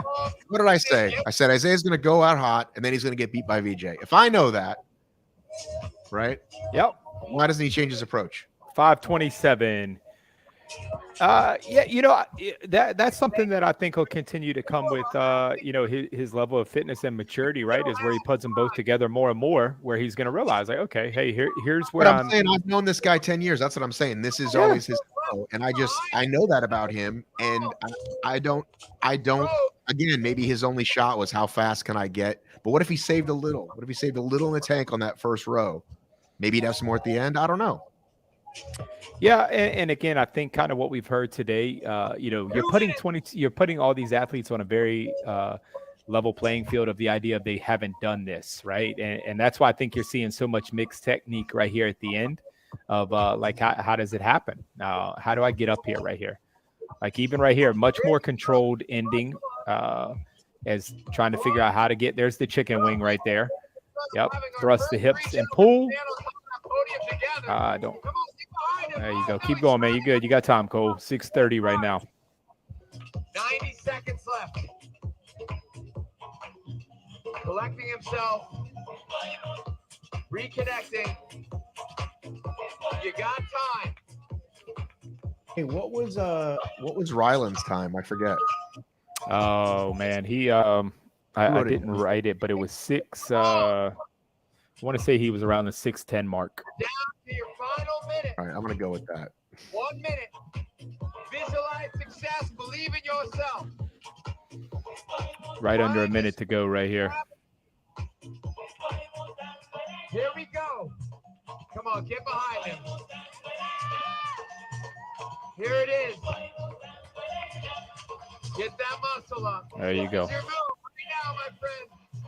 So this right here, yeah, I tell you, there's another technique, Matt. You can throw a leg up there to help you get yourself up over too. There you go. Keep pulling, man. Keep pulling. 7:30. Good job, buddy. That's our first 3 athletes to make it through the battle bunker right here at the Elite Athlete Training Center here in beautiful Chula Vista. So we're looking at the top 3 times there at the bottom. We've got a couple of top men left. We've got Ryan Kent, and we've got, who else do we got left to go? Oh man, I feel like we're definitely missing somebody here in the mix. Okay, here we go. Are these the last 2? Yeah. Okay, last 2. Ryan Kent, who will probably finish between VJ and Isaiah. Possibly he beats VJ. And one more athlete who is not gone yet.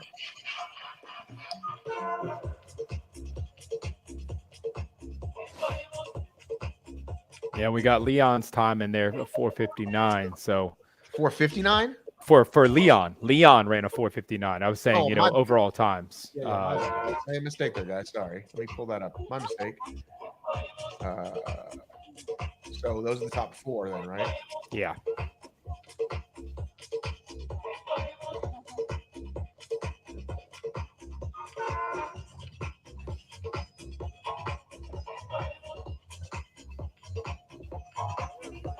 All right, we are 1 minute away from our next group of contenders. Battle Bunker bringing athletes from around the world right here to this final event. Unbelievable military-style obstacle. Yeah, I guess for Ryan Kent, that's Jarrett Newby. My mistake. So that's Jarrett Newby, and this is definitely going to decide our podium. VJ, Leon, Isaiah, Ryland would on that podium if not for a mental mistake at the end. But these 2, here we go. Kent on the left. Newbie closest to us. Go fast through the low cargo net for Ryan.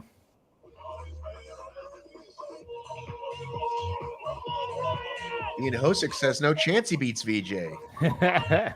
Does he beat anybody else though? Does he beat Isaiah? Does he beat anybody else?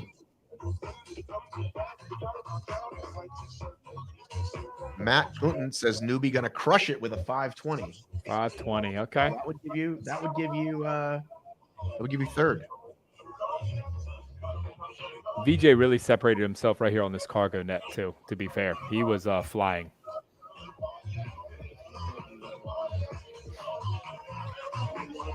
Let's see. We came back online an hour and a half ago. So these guys have been sitting around for an hour and a half, more to chew on, but also more to learn, watching other people go. Yeah, we know that when they get done with the carries, VJ was at about the 220 mark when he got to that to get to the little ladder to climb up. So we'll see what they're looking comparatively through here. I think this is going to be a big piece to it right here. Good transitions, good smooth time right here.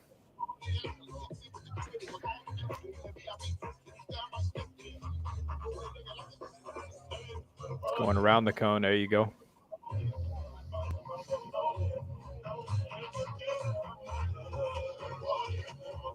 Nice. Right into his dummy. Little confusion there, I think, how to grab it. And we're dragging. See the hamstring muscle separation right there on Ryan Kent. No doubt. Firing him up. Oh, interesting. Drag sideways. I drag. So Ryan Kent a few years ago did an event called Selection. Yep. Based on the Real Selection. Are you familiar with that program, that product? Yeah. Mm-hmm. So he won that and beat a lot of tough individuals. That was several days of a mental beatdown. They didn't tell him anything. Just once in a while sleep, and then next event. Newbie came out right there on Ryan. He caught him big time on that rope. So these guys right now are about 15 seconds behind VJ's group.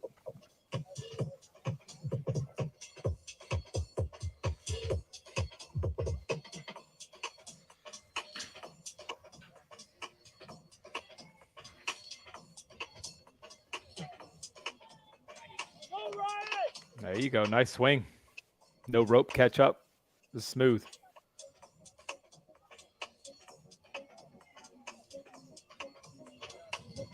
Again, I feel you have another longer athlete right here in Jared Newby, who's using his the length to his advantage, not letting it be a problem to him. Big long jumps, big long swoops, turning it right down on the downhill. There you go, off smooth, nice. 3 minutes and 20 seconds in. He didn't even use the rope right there. Interesting technique.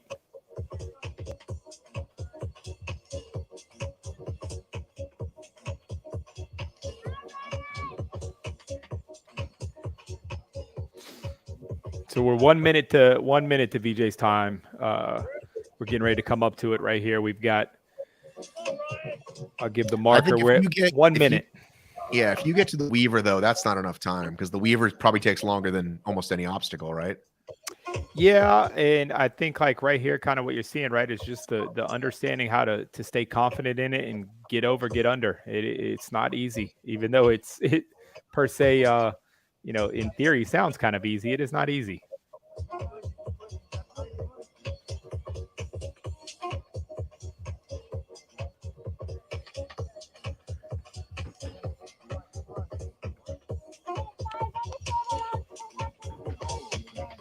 Oh, yeah, fitting himself through that hole. But remember what I said. This is the only one a lot of these guys haven't seen on the regular. Yeah, Leon says he has. I guess in Europe it's a standard. Yeah. And this is a standard in here in America. Nah, man, this is a standard in most boot camps that right, but not our sport, but not traditional, not at all. Yeah, not traditional all. OCR. How are we looking on the clock? Yeah, we're at 4:55 right now, so definitely not taking BJ's time down. So there's the podium's available if they hustle. Yeah, 5:05. Getting hung up on that. There we go.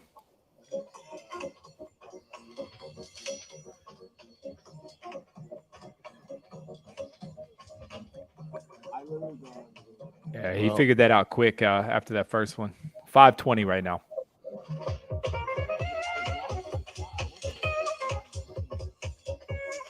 Good knees to chest pulls right there for him. Slapping, riding down. Nice.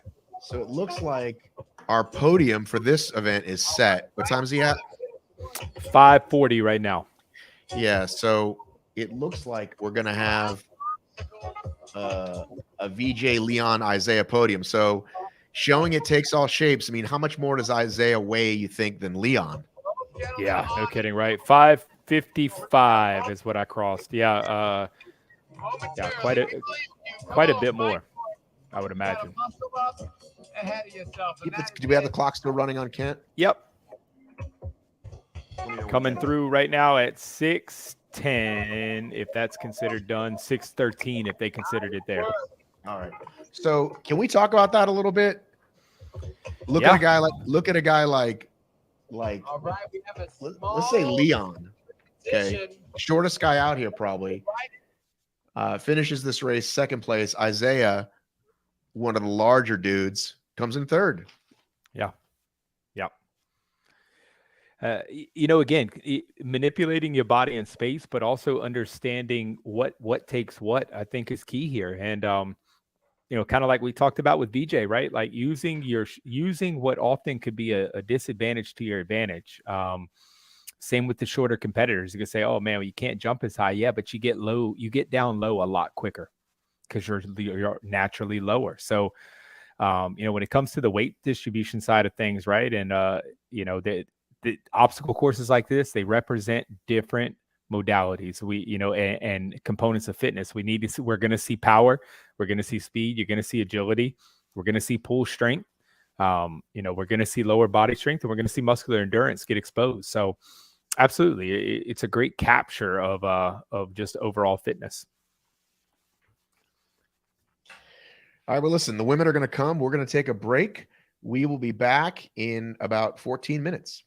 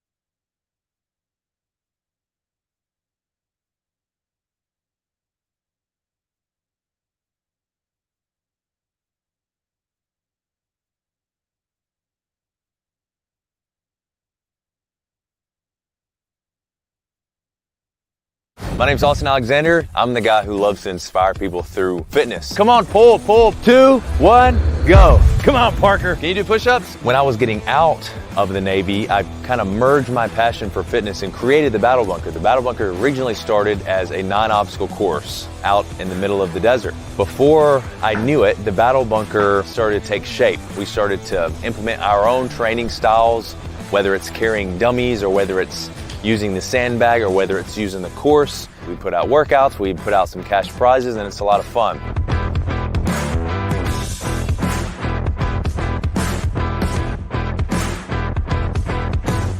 The Battle Bunker was created to inspire people to be ready for life. And the more and more that I created these Battle Bunker episodes, the more I realized that people love watching them, people love having something to inspire them or motivate them to go to the gym. You get comments all the time, oh, I love this video, now I can do a pull-up. And I love being able to say that I helped people get well on their way to becoming the fittest version of themselves. Now, at this competition, we're here to prove ourselves. There's a lot of beginners out there and it's hard for them to get inspired. At the Battle Bunker, we want to be the ones that inspire people to get out and become fit. We parted ways with our old 9-obstacle course in Moore Park, California, and we moved inside of the Chula Vista Elite Athlete Training Center. That's where you guys are seeing the live come to you today. This is a beautiful 160-acre campus. Team USA, Olympic athletes, Paralympic athletes, and sports and teams from around the world come and train here and compete here year-round. So you may be asking, what is the Battle Bunker doing here, and what even is the Battle Bunker? The Battle Bunker is a competition that puts athletes, creators, and occupations head-to-head through military style or our style of training. And that's what you will see here today in this competition. We have athletes going from event to event to event. We have obstacle courses, we have sandbags, we have rucking, we have sprinting, we have rowing, we have all types of fitness. The Battle Bunker is an experience. Every single video that we put out, every single competition that we host, we take the viewer, the spectator, or the competitor through an experience, through an inspiring experience where they can learn more about themselves, they can watch others, they can be inspired to become the best version of themselves.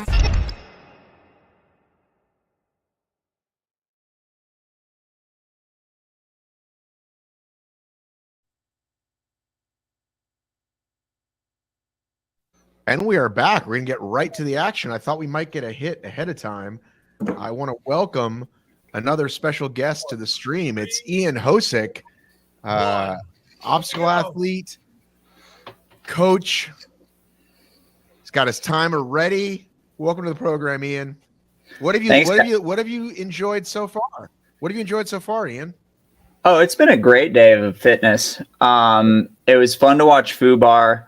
Really excited about the performances that happened in Triple R this morning. That was cool. I coached several of the athletes competing, so it's always fun to watch them. But and I've competed with a lot of these individuals throughout the years in obstacle course racing, so it's always fun to see these events. And I'm just excited because this is a great obstacle course that Battle Bunker has put on. It's fun to get these permanent courses out there and get the sport more coverage in the world. So just to give folks an update, who we are looking at right now is Phyllis Almaraz, Jessica Ha, and Angel Romero. I'm looking at, let's see who we're looking at right here. Oh, who's that breathing heavy? Was that you? That might have been me, man, letting the exhale out as I was trying to read through. I'm pretty sure that is Angel Romero that we're looking at right there. Former Marine. Well, then this should be no. So, Ian, you were chirping there online. You were saying, no way Kent goes through this. So as quickly, what made you say that? I've raced these guys for years. I know VJ's skill level in events specifically like this. There really isn't many people on the planet faster than him. Kent is a phenomenal obstacle course racer, hybrid athlete, but this just isn't his forte. In these things, he's got great raw speed, but some of the more technique stuff he can do and do efficiently. It's just not that pure flow that you'll see VJ or Leon do that we saw in the earlier ones. All right, looks like we're going to get a live hit here in a moment from Austin as we look at the first women on their way up the course, and we see the first person struggle with that. That's definitely something we might see. The women tend to be shorter. We might see some struggle on this warped wall. And yeah, we're ready for Austin whenever you guys are ready. I love it. Even the judges coaching her up. I love it. Hey guys, Austin Alexander tune in. One interesting thing is you will see Angel Romero competing. Angel is a former Marine, so a lot of these obstacles are very similar or exact to some of the Marine Corps obstacles. So she's very familiar with them. Of course, the Hurricane Chris, or what you guys are calling the warped wall. Oh, I'll call it that. That's fine. Okay, that's completely fine. Whatever you guys want to call it. But she's struggling a little bit with this warped wall right now.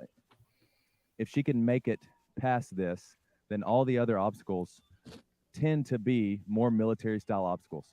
And let's see if Angel can grip it. She is so close. She is an inch away. And just wanted to mention that. Back to you guys. So, Ian, you're watching somebody who obviously hasn't done a lot of these. Do you think she'd be better off going for that jump for the one arm and then hang instead of two because it's easier to jump to one? That's not really going to be the biggest thing. It's running into the wall, running as far as you can, and then jumping up. You don't want to jump too early because then you're not high enough. There we go. Exactly like that. Keep running into the wall. You definitely got to have the right shoes for this. We actually saw back years ago when Ryan Atkins had in TMX finals, he couldn't make it up one of the obstacles because he had the wrong footwear on. So that's really important. And as you can see here with these first two ladies, the other heats are going to get some really good beta on this, making sure you keep your stride into it and then jump right before it goes vertical so you can get as much lead in as possible. Yeah. So if you've never been to a ninja, when I first did my Tough Mudder, we tell everybody it's an illusion to jump to reach the person. You basically want to, even though it doesn't make sense to your brain, you're running for as long as you physically can. So your feet, then hands. People tend to just jump as soon as they see a hand and they're really not even close. But you saw the different techniques I was mentioning there for that second woman who I think it's a little more extension with one arm and then pulls herself up.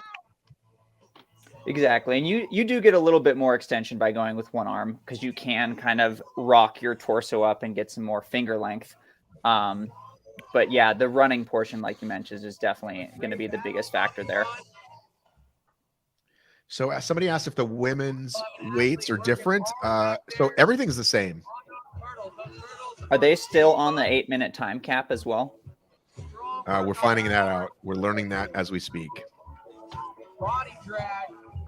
Looks like it is. So 8 minutes and all the same weights. So these weights for the jerry can carry and the dummy carry are going to be significantly harder for the women. And that in itself is going to slow them down quite a lot. You can see them struggling right now, even just to pick up the dummy.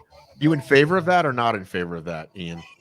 In this scenario, you should definitely adjust the weights. That dummy might weigh more than some of these women. And that is significantly different. In a military scenario, I mean, if that's what we were training for, showcasing, it's important. But that's my personal take. I'm sure there are others out there. What do you think? I think you hit the nail on the head, right? And that's where you got to kind of draw the line in the sand. So, I still work for Headquarters Marine Corps in the transitioning idea of women coming into combat arms jobs, right? And what did that mean? I was always a fan of seeing weights the same. And this was the reason. If I'm going to build a team, I need to understand, can you pick that up? I don't need to adjust a weight to be lighter than what's real life. So in the tactical setting, it completely makes sense. Here, I totally agree with you, right? Like it's hard because most of them don't come from that mindset per se either, of where it's like, oh man, this is a real life person. I've got to drag to safety. They're looking at it in the sport of I'm dragging weight. So mindset shift, totally agree with what you're saying. But at the same time, with Austin's, veteran mentality behind it, I'm sure that's exactly why it was probably designed this way. But the previous evolutions, it's a long day. I don't know what the right word is there. They adjusted. Yep. And I would combat that, or not combat that. I would tell you that 100% we were looking at a skill set, not a life set. So a clean or a front squat is not something I find on the battlefield. Dragging people and carrying things I do. So there would be my deviation of mentality of why I see a weight adjustment, but agree. You could go either way on it, as far as how you wanted to distribute it. But yeah, I agree with both of you in the sense of no matter what, it's going to be a dynamic for the women that I don't know if they're accounted for per se. All right, and this is Jessica Ha in the lead on this particular heat, and Ian is going to definitely keep time for everybody, so we can definitely have a running clock of fastest time. She's got 10 seconds. Wow. She's at 7:50 right now. Wow, where did the time go, guys? We talked about women's weights. Jeez Louise. I guess we just got so used to it, the end of the men there. But that's okay. Nice job, Jessica. And I think we'll see a lot more DNFs on the women just with these extra weights, as well as some of they're shorter. So that wall took an extra 45 seconds. All right, so we got Aaliyah on the closest to me. We have got, I definitely recognize the second woman, and I can't think of her name. In the middle, I would say Aaliyah is our favorite without even knowing the other gals, just as an experienced obstacle racer. That is Aaliyah and their mohawk. Yeah, show them guns. That's what I'm talking about. So clearly somebody there is named Olga Cambry. Which one is Olga? Olga Torres. Is that in the middle or the far right? I guess I just want to see a good competition, gentlemen, and I really don't want to see a woman, spend 5 minutes dragging a dummy that she's never dragged. So, I see what you're saying in the military, but for this, it's a competition. I want to see a good competition. I say if you're going to lower the weights for the other events, then you lower it for these. I would agree. And I mean, these are athletes and not military personnel is something to keep in mind. I mean, some of these are also former or active military personnel, which in that case, maybe keep the weights the same for them. But it is very much a viewer friendly thing to see people go a little bit faster. That's why we see in obstacle course racing, we're gravitating more to these short courses. Just a lot easier to film and commentate on instead of people running through the woods for 2 hours. Not my personal favorite, but definitely helps viewership. All right, So looks like Carly, we're about to go. That is Carly Gregson on the far right. We have a lot of false starts on these, I feel like. Just early starts. I noticed that with men as well. I guess everyone's going on one. All right. What do you think about the shoe choice? What do you think about those VJs, buddy? Ian, what would you wear for this event? Look at Carly get it. Carly wants it. Oh, wow. That's good over-unders. Those are good over-unders. I think Carly is in the military or has seen this. Oh, but she messed up on the first giant hump chuck, whatever you call that thing. Gut check. Or Irish table is another alternative. You'll see a lot of experienced and new athletes go out really hard in this short of a course, and they'll slow down about 100 meters in. It's just how it goes. Or even going through a couple of these more taxing obstacles like this cargo net down and up.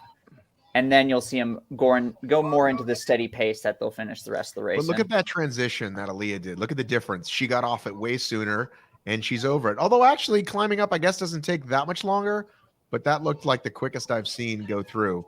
I really want to get your opinion, Ian, on the Isaiah versus VJ. As I said, if it's so obvious to me to know that his experience is to go out far too hard and then get beat, why would he not change his approach? Or is that the only way he knows how to race, or is that the only way it would be he could possibly win? I mean, I've been racing Isaiah longer than VJ has, and that's how Isaiah races. He's very much a mental athlete in that aspect. And if he gets behind, it can be tricky for him to pull himself back into it. He does have some grit. I've seen him race 4 miles on like almost a busted ankle and then finish the course instead of dropping out, even though he didn't have a great finich. Yeah, and I saw him personally drag his whole team on that NBC show. Yeah. I know his ability. I'm just saying from a tactical perspective, I want to know if someone could maybe coach them to look at it slightly a different way. That's all, for some different results. Yeah, I think that'd be very beneficial. Also, when you get to these higher level athletes, though, they can be quite stubborn, and myself included. But they've had these successes, and it's what has worked in the past. So, not necessarily changing it up, they may not see the advantage in doing that. And here we see the women struggling again with this dummy carry. Again, what is the weight on that? I was trying to. I'm going to verify it. If it was it 100 on the bodies and 2 Jerry's of 50? Can you message them? I'm verifying. Yep, there it is. 100 pounds on the dummy drag. So I think all of them can do it. The biggest thing, 135 is what they're saying actually, which that's much different than 100. That will weigh more than a good chunk of these women. They're shorter. They're not all CrossFit athletes. That's a lot of weight for them. So, and then you add in the fact that it's not evenly distributed. It's a dummy bag, and those things are awkward. If you've ever had to handle or try and maneuver a limp or a dead body, it's really, really not easy. Did you see it in the Spartan Games? Didn't they carry a real person? Didn't Corinna Coffin pick up an actual dude? Yes. And I think they had to go further than this, though. Yeah, to be fair, of where that simulation comes in that they're doing is it does reference a part of the combat fitness test in the Marine Corps, and even on that portion of the fitness test, so they actually carry real people, and by the order, the weight distribution of the individual is plus or minus 10 pounds of your body weight. So it is a to the body weight type experience. So, typically if we got a dummy at 135, that means that the individual picking that dummy up would have either weighed 125, 135, or 145. That's great to know. I think that would have been something they could have thought about for this, but again, that's getting different weight dummies is pretty challenging. Yeah. So they're at 4 minutes and 45 seconds right about now. And something I have actually told my athletes on that rope swing specifically, and we saw VJ do it and a couple other people, is if you put it to your side instead of having it between your legs and you swing through. If you swing through and just sit on it, you're stuck there, and it's really awkward. We actually saw Rylan kind of check his private parts when he did it, which did not seem like it felt very good. But that's something to keep in mind is you can really save a few seconds there just by putting it to your side. Yeah, I totally agree. We were noticing that that there was a major difference of those that were hanging it down the middle or swinging it to a side, and just the clean exit off of it for sure. Mm-hmm. And correct me if I'm wrong, guys. We're starting with the lower women where they're at in terms of the seating right now, and then working our way up to the individuals who are at the top. It's not exact, but yes, with the men, they definitely, some of the fastest times were in the later rounds. But Aaliyah will probably put down one of the fastest times. Although, if they all get capped, are they going to do it by distance? I mean, I don't think they'll all get capped, but maybe. I think we'll definitely see some OCR women finish it, some of the faster ones. But so again, that's going to correct. That's Olga in the lead, correct? Audience watching? I believe so. And then Kaylee was also the other individual.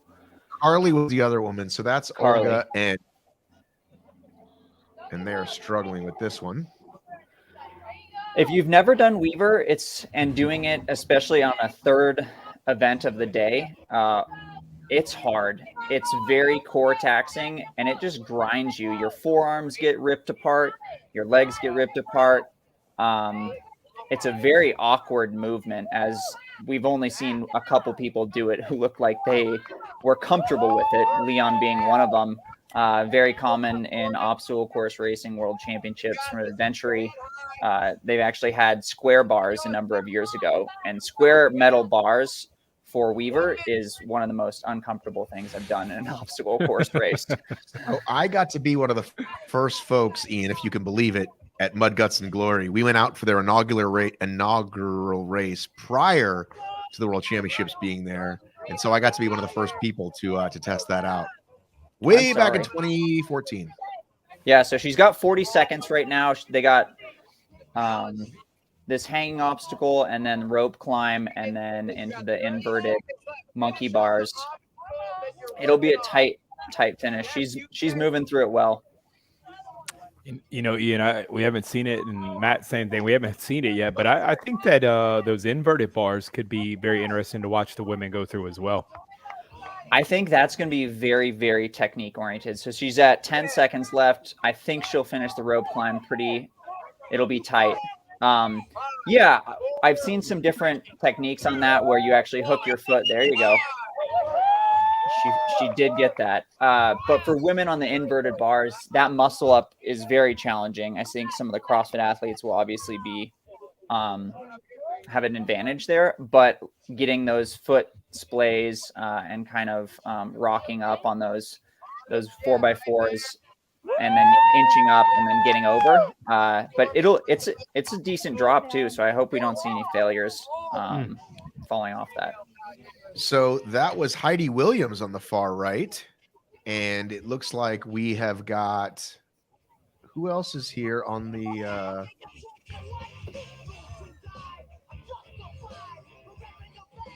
that is definitely not royalty-free music. All right, we are just over 1 minute out. 1 minute out. Yeah, I tell you, we don't get to see what's happening, over to the side prior to them stepping up to the start line. But I'd be very curious to see some of the warm-ups taking place leading over to this course, because you're getting dynamic right away, and mobility is a factor right away. So I'd be curious to see what the athletes are doing to get blood flow into the extremities and honestly get the heart rate somewhat revved up prior to start right here. Ian, if you're going at the end, let's say you're Ida, do you just have her chilling right now if you're her coach? Yeah, you'll probably want to start 25 minutes out. So Ida, or there's later heats, you'll not want to do anything. It also really helps for this style of course that it's already hot out. If it was like ambient cold air temperature, that's something you really want to stay away from. Like we're going to throw to but we'll jump over to the interview with Aaliyah. 5, 4. What's up, guys?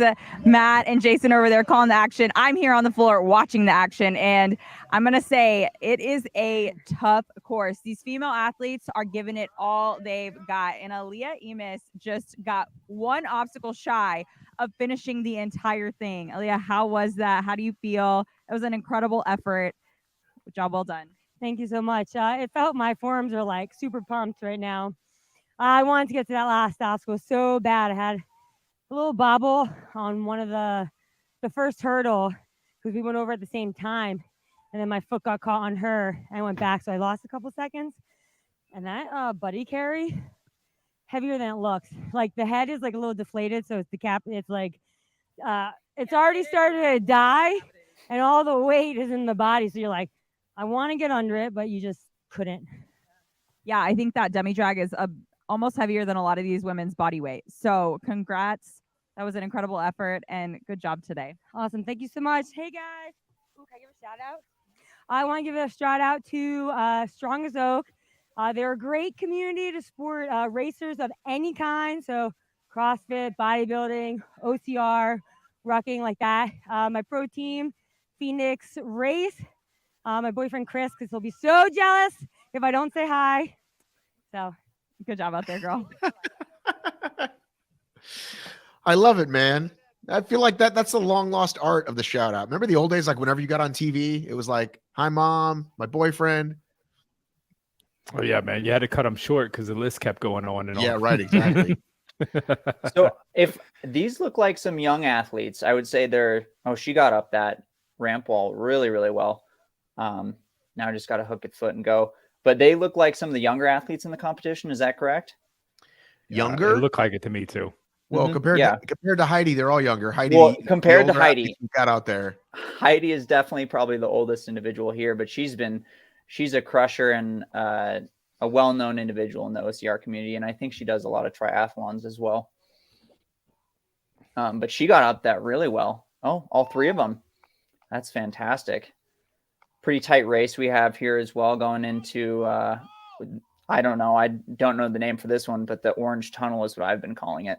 So tell them that is Krish Newell, by the way, the leading female right now. No relation to Aaron, as far as we know. Okay. That makes sense. We call it confined spaces. Okay. Yeah. So Ian, the idea behind that is just you're creating the boundaries, left, right, top, bottom, and forcing basically all the movement to be shifted into this narrow tunnel and figure your way through it.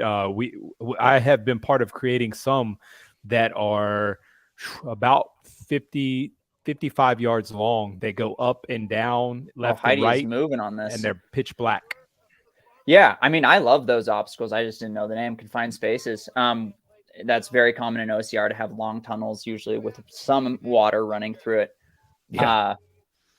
And yeah, I think Heidi's definitely going to have the advantage here, just based on what we saw on those carries. And excited to see this race continue. Sorry, this is our gal Krish. Two-time grip sport world record holder. I'm not even sure what that means, but it means she's got good grip, I guess. She's not going to fail any of the grip obstacles. We know that, right? Absolutely. Yeah. And it looks like Heidi's just coming in, finishing the dummy carry, moving well. And it's really on the back half of the course is where we'll see the fatigue come in, especially in a 3-day event or 3 events in one day. And the first 2 being the Triple R and FUBAR. You're going to start feeling it right about now. You know, I'm curious after her interview, and I was just watching that last dummy get dragged, and especially, and this is just really specific to the women racing. I'm curious if somebody's going to reverse it and grab those dummies by the legs and try to hook them in almost like a wheelbarrow type along the body and just drag them. I don't know. That'd be, yeah. And I with the times we're seeing, it almost seems like you would do a traditional carry where you kind of wrap it up onto your shoulders, because they are taking a while. Taking that extra 5 seconds, I think you can get that time made up by running with it and then just dropping it and going. It is a lot heavier, and the legs and arms, I could see more resistance with the dummy arms because they're going to splay out to the sides when you're pulling it backwards. And that's in a sand course like this. In pavement, it might make sense, but in a sand course, it's just going to pile up behind it. And then you're moving more weight than you have to. Yeah, no doubt. I'm just looking at the struggle that everybody seems to be trying to, they can't get under that first to get it, chested back. So I'm curious to see if somebody's like, man, no way I can do that. I'm just going to try it different. Yeah. And I mean, looking at FUBAR and watching it earlier, that is almost the same clean movement as getting low and then driving through your posterior chain and trying to get it up. So their glutes, hamstrings, low back are already fried anyways from that event. And those weights were not light for the women either. And here we got the Tarzan swing. We'll see where she puts the rope. Nice. Oh, see, that's what I'm talking about. There's 5-10 seconds right there.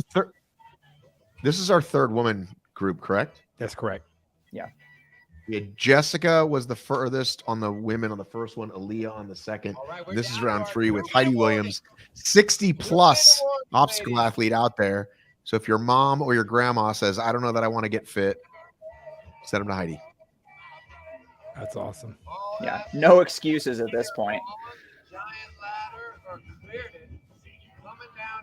Yeah, I mean, stuff like this, right? Like 60 plus, or the fact that you have a woman out here competing 3.5 months postpartum, like, good Lord. Wow. It shows the amazing, like, how cool the human body can be. Without a doubt. Yeah. And just like the versatility, if you keep with fitness throughout your entire life, or even decide to get fit later in life. Yeah. It's quite amazing. And I mean, it's really nice that this obstacle has so much. Well, that was got to be careful dismounting obstacles. Nicole Miracle tore her ACL at the start of I think this year? No, last year. Was it last year, Matt? Dismounting an obstacle in a sand race. So dropping on the sand is always a danger, especially when you're tired at the end of the day. Yeah, and a great training conversation, right? Like we teach a lot of people how to jump. Do we teach them how to land? Yeah. I mean, all the ball sports athletes know how to land really well. Yeah. But runners specifically, we are not good lateral athletes. We're good at running straight. You tell us to go sideways, most of the time they'll just fall over. So do your hip work, everyone. Make sure Yeah. you do your hip work. You can bet Heidi does her hip work. Yeah, and I'm curious, Ian, as you know, why, since you brought it up, you know, and obviously you train within the sport of OCR as well. You know, where do plyometrics fit into your protocols with your athletes? Yeah, there's a couple different ways to use plyos. It's really great, and it sounds like they're just finishing up this 8-minute heat right here with Heidi, finishing on Weaver. Hopefully, I hope she doesn't finish it. That thing's so uncomfortable. But yeah, it's really good for neuromuscular development, so helping create power generation for running or jumping, and then also it is a great way to help with joint and soft tissue stability. So tendons and ligaments, plyometrics are fantastic for keeping those strong and really beneficial in injury prevention. Yeah, so they are part of your protocol with your athletes? Oh, absolutely. Hang on, let's get an update here. We've got Julie Best, red shorts for the furthest. We've got our buddy Amber Nelson closest to us, far left, and Jess Johnston in the middle. I will get my timer ready. This should be a good heat. I think we'll start to see as we get through these women getting closer and closer to finishing. It wouldn't surprise me if these ladies get on that final obstacle or eke in under that time limit.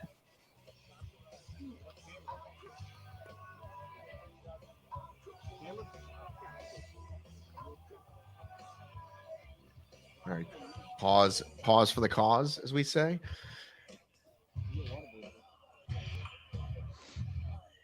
I'm just impressed with all these volunteers and judges out here. Big shout out to them.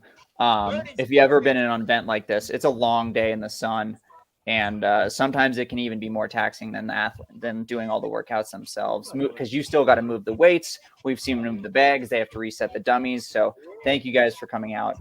Huge shout out there. All right, this is our fourth round of women. We have yet to see a woman finish the course. Jessica in the first round, I believe, got the farthest. Did she get farther than Aaliyah?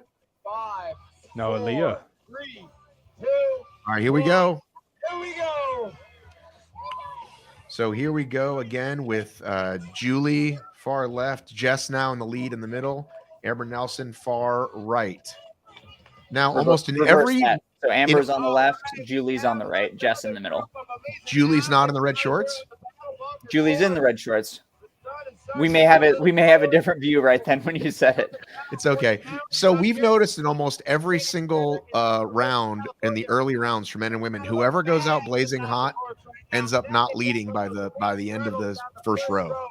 Oh, absolutely. And that's something I was mentioning earlier is it is not advantageous to go through under overs as hard as you possibly can.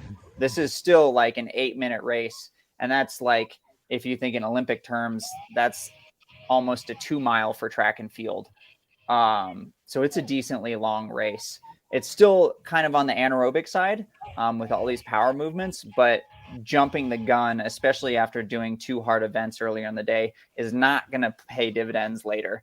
Going nice and smooth, controlling your heart rate, especially on obstacles where, I mean, the first one's balance. You want to be ready to go on that.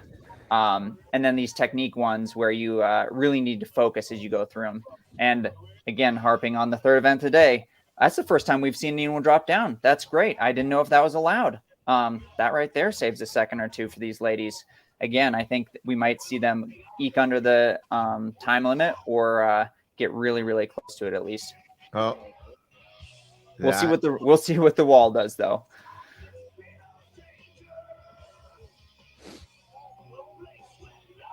Yeah, she got that one easily. Yeah, and I Julie think that's just had yeah. Oh, there you go. Nice job. Yeah, and again, running up as far as you can and then doing that jump is really, really, really going to help you get the height that you need. And yeah, everything's legal, by the way, Ian. We haven't seen anything not be legal. When you say can you jump, everything's legal. You don't have to grab. You don't have to replace the anchors away. You can wear chalk. It's all open today. It's all open. You can run naked if you want to. Good. But so does bring up a thing, is dropping on the higher obstacles. I was surprised I didn't see VJ do that, especially since they have like cushions under them. That can save you a second and a half. If you do that 3 or 4 times, that's almost 10 seconds. And that just dropping down and tucking and rolling, or just instead of going to the second to last one, doing it on the 4th one. That's something Ryan Atkins actually made me do in one of the team races in OCR Worlds. We jumped from the last wall from the top because it was such a tight race, and that's about a 15-foot drop. Sprained my ankle and finished the race, but yeah, it can definitely save time. That's a great shot of them picking these dummies up right there. That is. And this actually plays a big role. The arm thing I was saying earlier, you're not going to see as much because it looks like most of the weight has gone into the torso and the legs, and the head and the arms don't have that much. So they're not going to be picking up that much sand. So possibly grabbing from the legs, because that's where all the sand is right now, you'd be able to get more of the weight off the ground. So that's a great point. I'd be interested to see if any of the ladies do that. So Chris hopping on here, who's obviously watching while she's sitting there chilling out, said they do have a required last touch point. We are so meaning that, like when you see people come off the Tyrolean and they touch that wall, but they're not really being too nice photo, by the way, Chris. They're not being too particular about it, though. You know what I mean? Some guys drop a little sooner than others. They haven't been too crazy with that. Maybe as this thing goes on, they'll need to be a piece of tape or something to make it a little bit more technical. Yeah, and sometimes they could have the rope point and then like a line on the ground, or it might even be a line on the rope. Sometimes your hands just have to get further back. Right. Because we'll like you haven't noticed, right. So like she dropped there. Some people drop a little bit further. Yeah. If it's touching the wall, it'd be advantageous to stay decently far out, drop down and get that swing, and then kick off the wall with your legs and go. Small things as the course develops, and they're really going for time records on the course. We'll see those efficiencies here and there. All right, so Tiffany's saying there is tape on the traverse. There's a touch point there. Thank you for that. Thank you, Tiffany. You got a better TV screen than we do. All right, and look at that. Oh, that was close. She had the rope in the right spot, just almost caught her knees on, or she actually caught her feet on that last bar, and that is not something you want to do, is go backwards or forwards on that.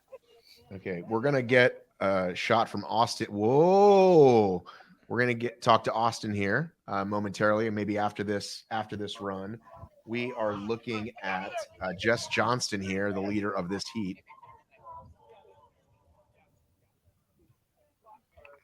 Yeah, what I do enjoy about this course too is there's a very big kind of a agnostic viewpoint of how you accomplish a lot of these obstacles that I think is good, right? Like, Matt, you brought up earlier, like, hey, can your feet hit the pole? Like, I think sometimes we forget it's an obstacle, right? Like getting through the obstacle is the way. And, just because you touch feet, probably not going to be quicker, but seeing them still complete the obstacle as the objective is good. Obviously within reason, right? Like I get the sports side of it, but definitely I do enjoy seeing some of that where like, hey, what comes into your mind right now just to survive?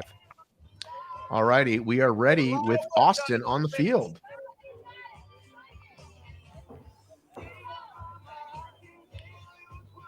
More not music-free music I can hear in the background. Let's hope they're at 6 minutes and 20 seconds. So I think it's going to be tight for them to get to that 8-minute mark, but they got 1:30 right now.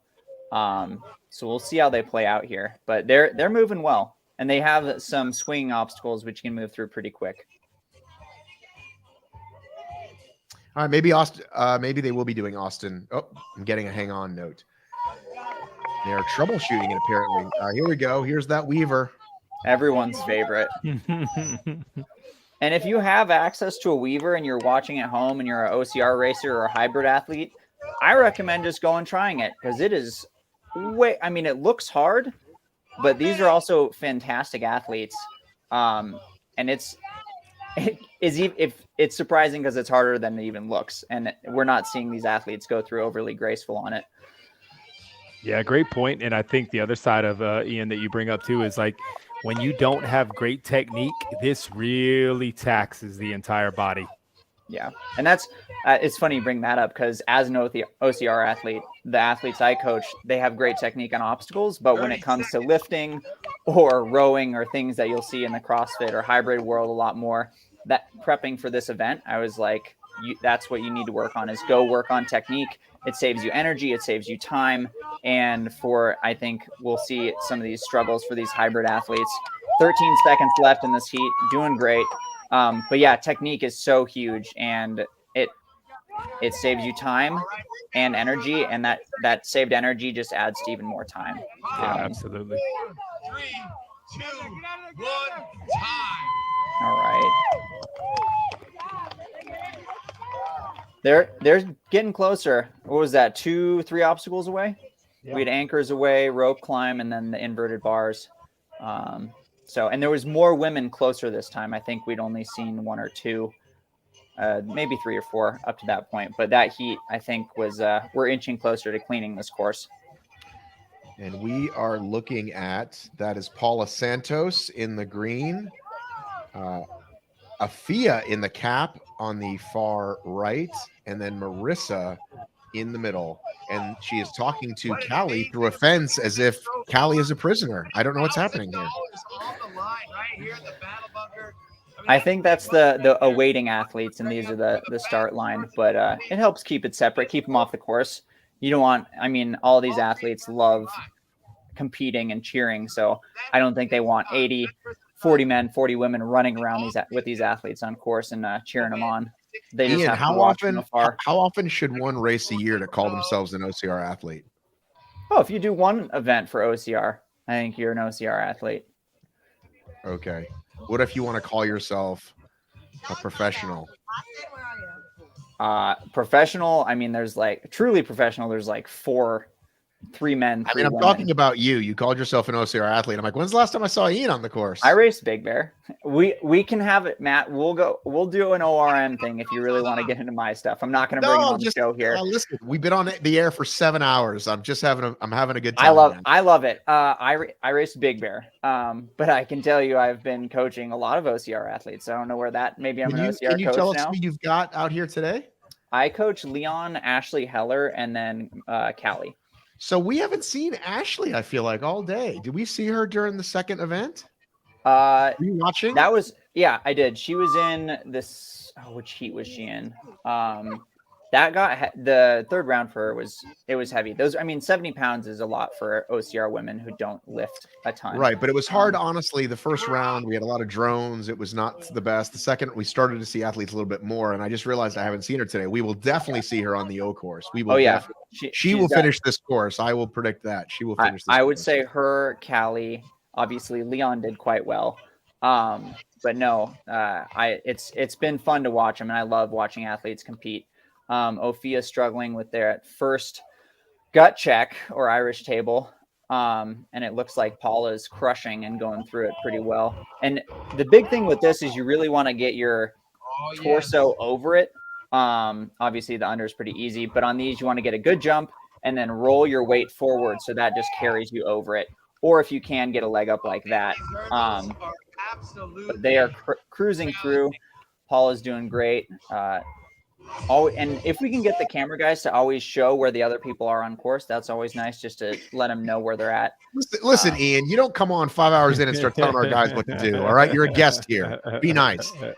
I think these guys have, like the camera crew, just like the volunteers. You guys have been phenomenal. The drone shots are really cool.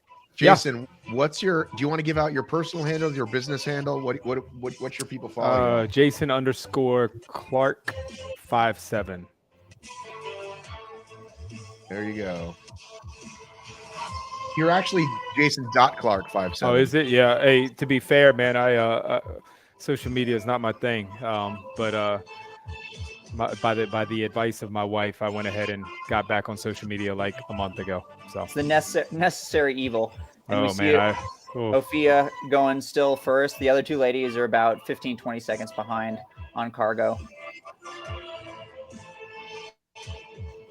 And again, camera crew, you guys have been doing great all day.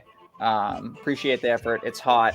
I know you guys walk almost more than anyone and don't get much credit. So keep up the great work.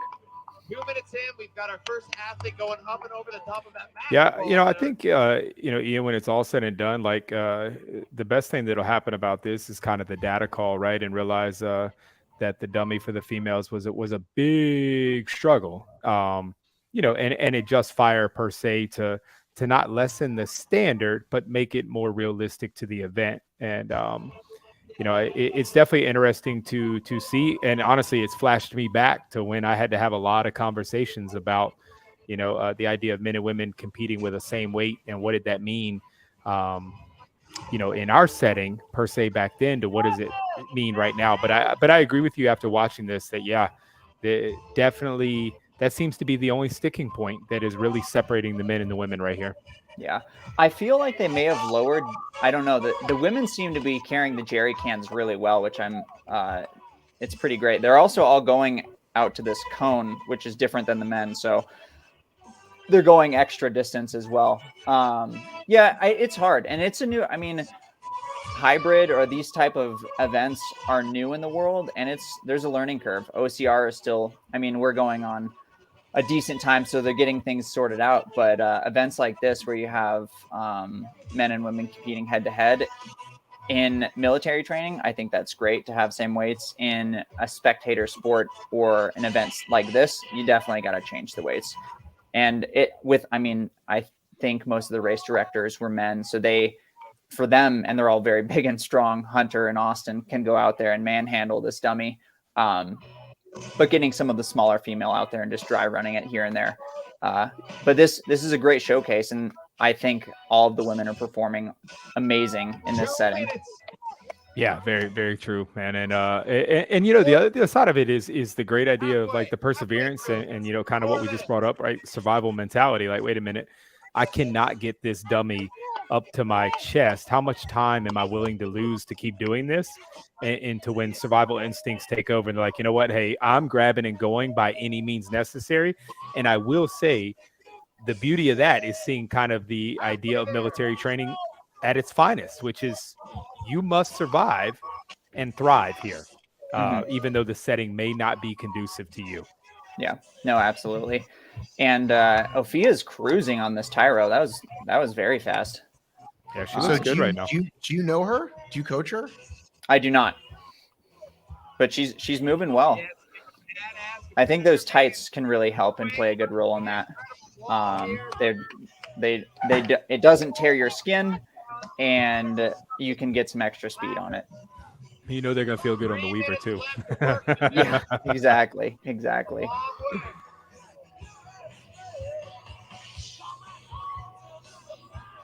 minutes left. You got a lot of obstacles you can fit in. Yeah, and it's fair to say right here, we were seeing the fast, like BJ's group and all of them were coming to that obstacle she just got off of. They were coming to that obstacle at about 2 minutes and 20 seconds. Mm-hmm. And so that was about 5 minutes, it sounds like, with 3 minutes left. Yeah, very much so. So Textbook form on the rope swing. Doing great, getting through it. And it's really to be noted, like the fact that these athletes are still balancing the way they are. They got several balance obstacles in this course. The first thing to go when you're tired is focus and balance. So she's taking a little bit extra time so she doesn't have to redo it. But it's hard to put one foot where you want it sometimes. Late in the day, doing a lot of events, you ran with a sandbag for 2 miles. Then had to pick it up and put it down a lot.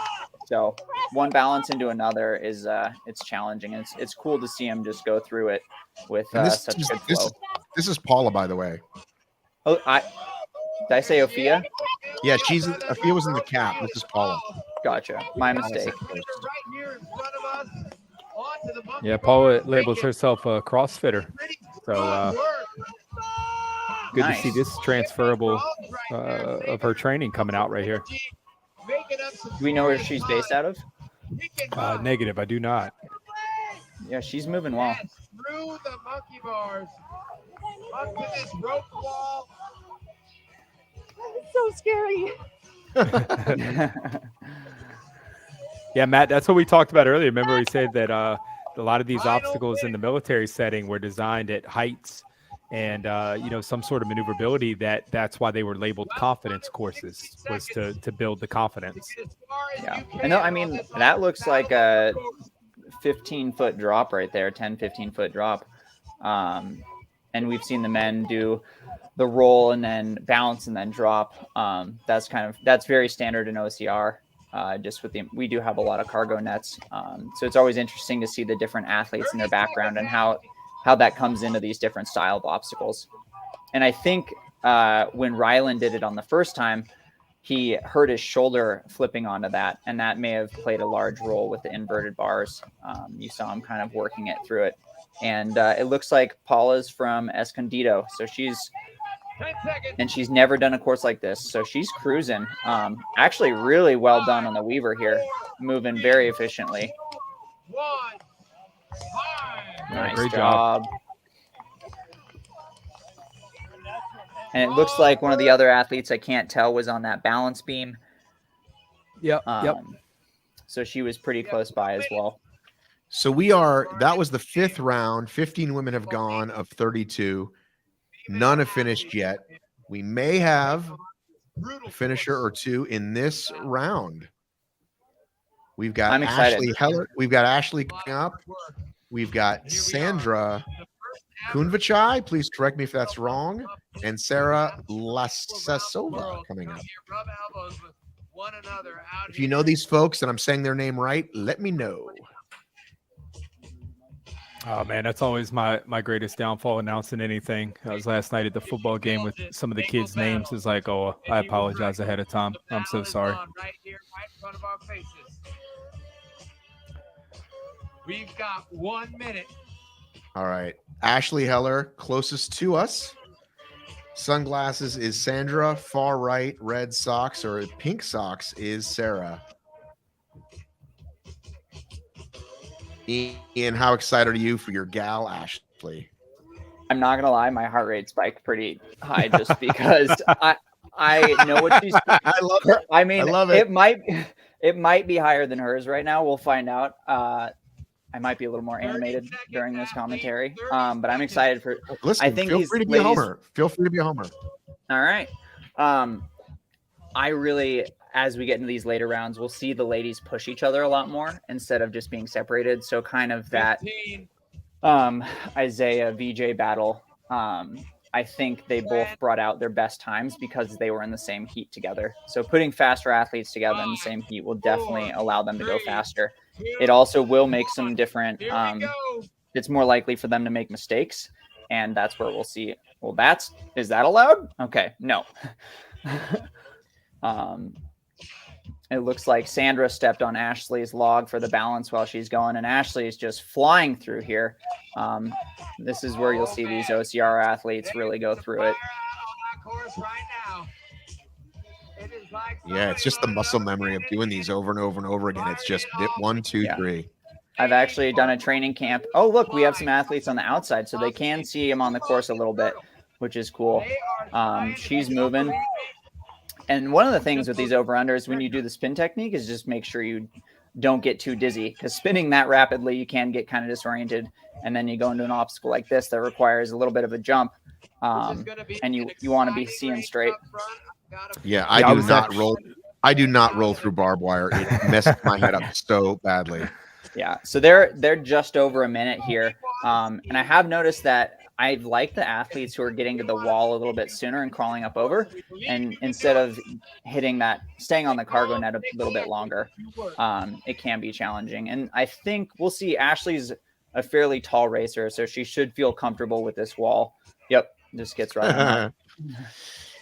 Yeah, and again, it's thinking. It's a technique. When you're on cargo, you think, I have to stay on cargo. I have to stay on cargo instead of, wait, there's the wall. Let me dismount. Yeah, and you'll see that with racers who have done these type of courses before. They'll have plans going into the obstacle. Yes, there's muscle memory, but they're going to game it so they can get through as fast as possible, and they'll have conscious thought instead of just kind of panicking on the obstacle. And I think we got Sarah in second. Ashley's hitting the jerry cans right now. She actually was practicing. We'll see how she does on the dummy carry. I told her to practice it, and she said she was practicing on her husband, who is well over 200 pounds. So we'll see how she handles it. And can we say best use of fashion so far? She's got the tank, but also the ripped on the sides, but it still looks fashionable rather than just a crop top. And it or looks a like mess. Sarah is hitting it. There are 2 minutes and 25 seconds in right now. Yeah, so it is heavy. She's trying to get it up. We'll see how it goes. Locking the wrists. Why not carry it from the bottom if that's where all the weight is? We'll find out what she does. Has anybody thought of that yet? All the weight's gone from the head. We haven't seen it. All right, so there she's moving it. And I think this is the biggest time suck. Once you get it up, you can't drop it. Getting it up is definitely going to be the most challenging part in this dummy carry. Yeah. And there they go. It looks like Sarah did get some time here. And I think we'll see both of them open up on this run right here going into the Tyro. This is going to get real. Nice. Yeah, she picked stride up though. Yeah, she picked up stride nice. As soon as she dropped that dummy though, she was on it. Yeah.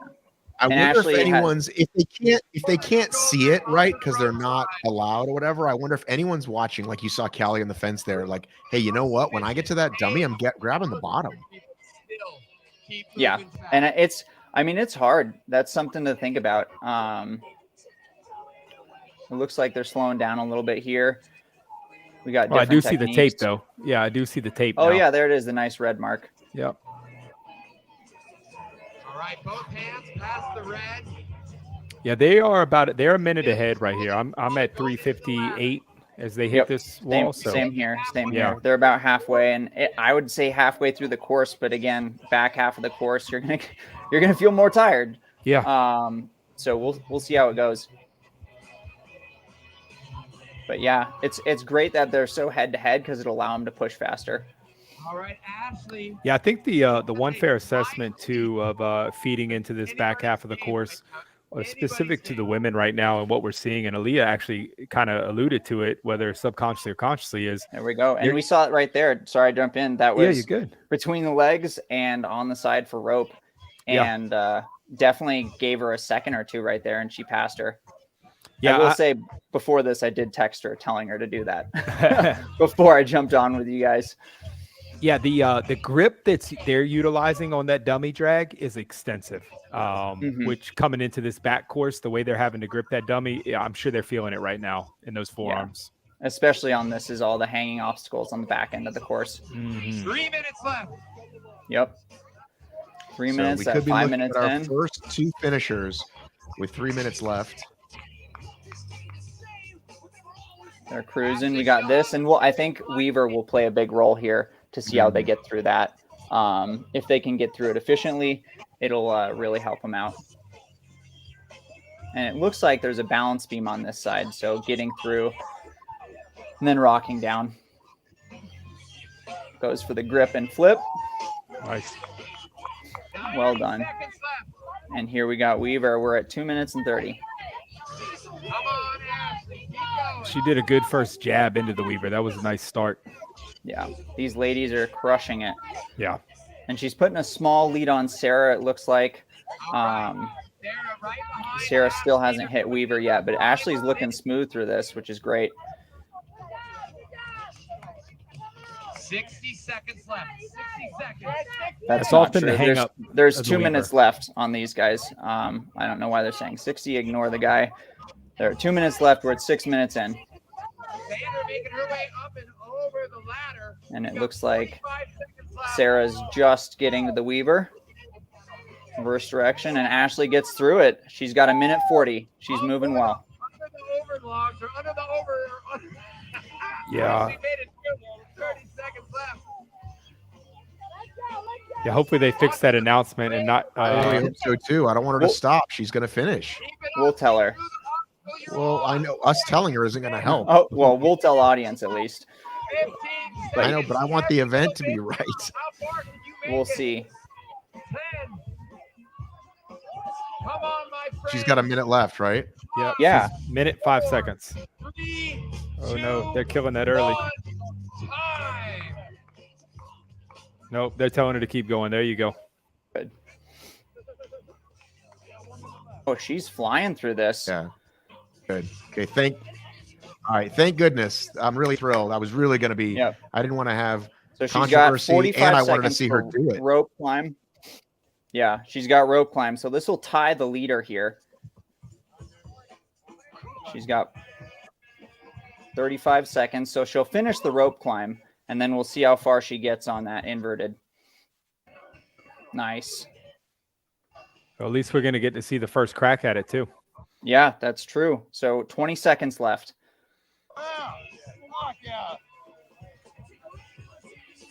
We are coming to our next event. Next group of ladies. All right, 10 seconds. Oh, it's going to be tight. 5, Oh, boy. 4, 3, 2. Come on, Ashley. Here we go. Well, Ooh, just barely missed it. wow. Oh, man. 8:05, it looks like. Oh, man. Great job. Great job, ladies. Yeah, no matter what, she put up the mark to beat, though. Yeah, that's it. She's in first right now. All right. So next up, great job, Ashley. Ooh, we got Faye Morgan. Now one of my faves. Although I love Ashley too. Faye Morgan there in the middle. Mom of 4. Been at obstacle racing. Has 50 plus podiums, I believe. Josephine Kelly, furthest away from us. And Shannon Woodward, who rocked her wave at the FUBAR on the far left, closest to us. I've coached Faye and Shannon as well. Get out of here with your bragging. Nope, I'm going to brag. You guys I'm bringing put me on back the show. English guy. He was humble. You don't bring me on because I'm humble, Matt. I definitely do not, Ian. It's also no secret that these athletes are at an event like this, and I've coached them. So there's a little bragging as well for you. I'm muting you. That's it. You're done. No, but they're both, all three of these ladies are great athletes. Faye, I believe, is an ex-Marine as well. And they're gonna go far in this course as well.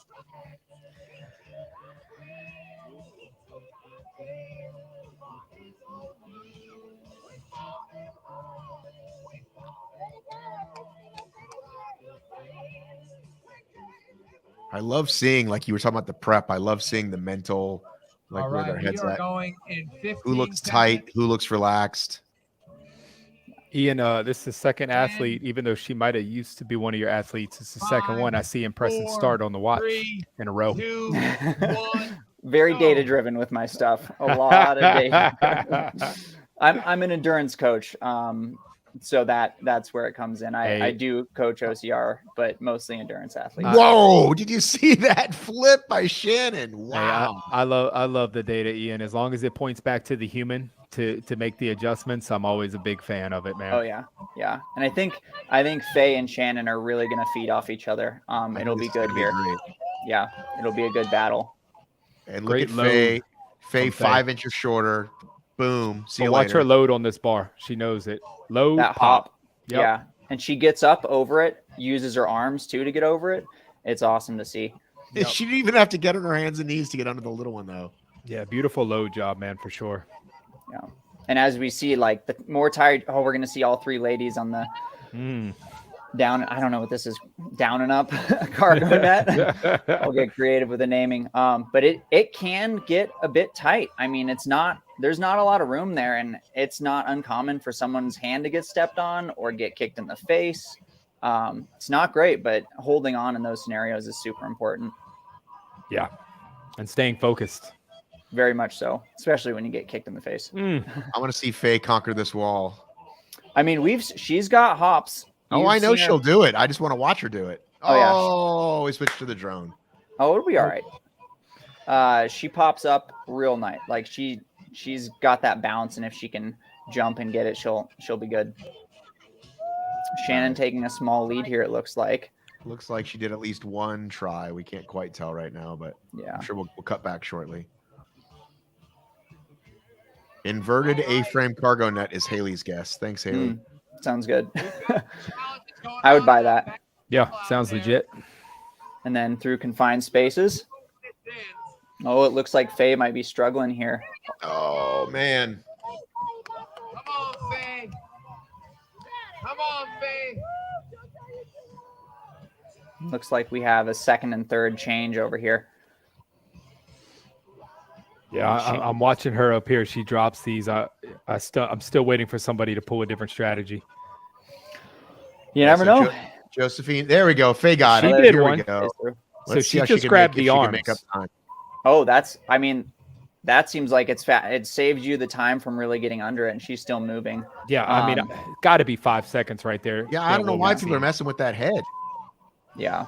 I think honestly the best way, Jason, might be to just grab the legs or whatever directions it's facing, grab Agreed. the legs that you're going, and then on the other side, just instead of turning it around, just drop it and then carry it back the other way. I thought the same thing, man. We'll see if we see that implementation. Usually that like these small things come into play with the more experienced athletes because they'll find the ways to game the system and get as many seconds as they can out of those small tweaks. Yeah, she's looking good right now. I'm at 312. She comes down and she's using good hip technique all the way through. She looks good. Yeah. Shannon's been in OCR for a very long time. Competed in Savage, Spartan, you name it. So this is where she lives, and she's very comfortable on an obstacle course. Yeah. Yeah, I'm at 335 right here. So yeah, she's doing good. I think that's about 20 seconds faster than we saw the previous heat, right? Yeah, that's what I've got. So we may see a finish depending on how it goes through. We may see someone sneak under that time gap. Here comes your favorite thing, Ian. Let's see. You know, I have a preference. Here we go. Yep. There it is. We're at the halfway point right here. 4 minutes down, 4 minutes remaining. And again, we see this smart racing going to the closest one to the next obstacle. Just about to say that, Matt. Yeah, shortest lane, and then you're right next to that next balance beam. They can get up and over. No one really wants to run further, and it saves time. Especially when you're tired. Especially when you're tired. Did you participate in that Battle Frog College thing, Ian? This is similar to that, right? I did. We should have won it, except one of my teammates exploded her knee on an obstacle. We had the fastest course time overall, but we had to get a stub. Who was on your team?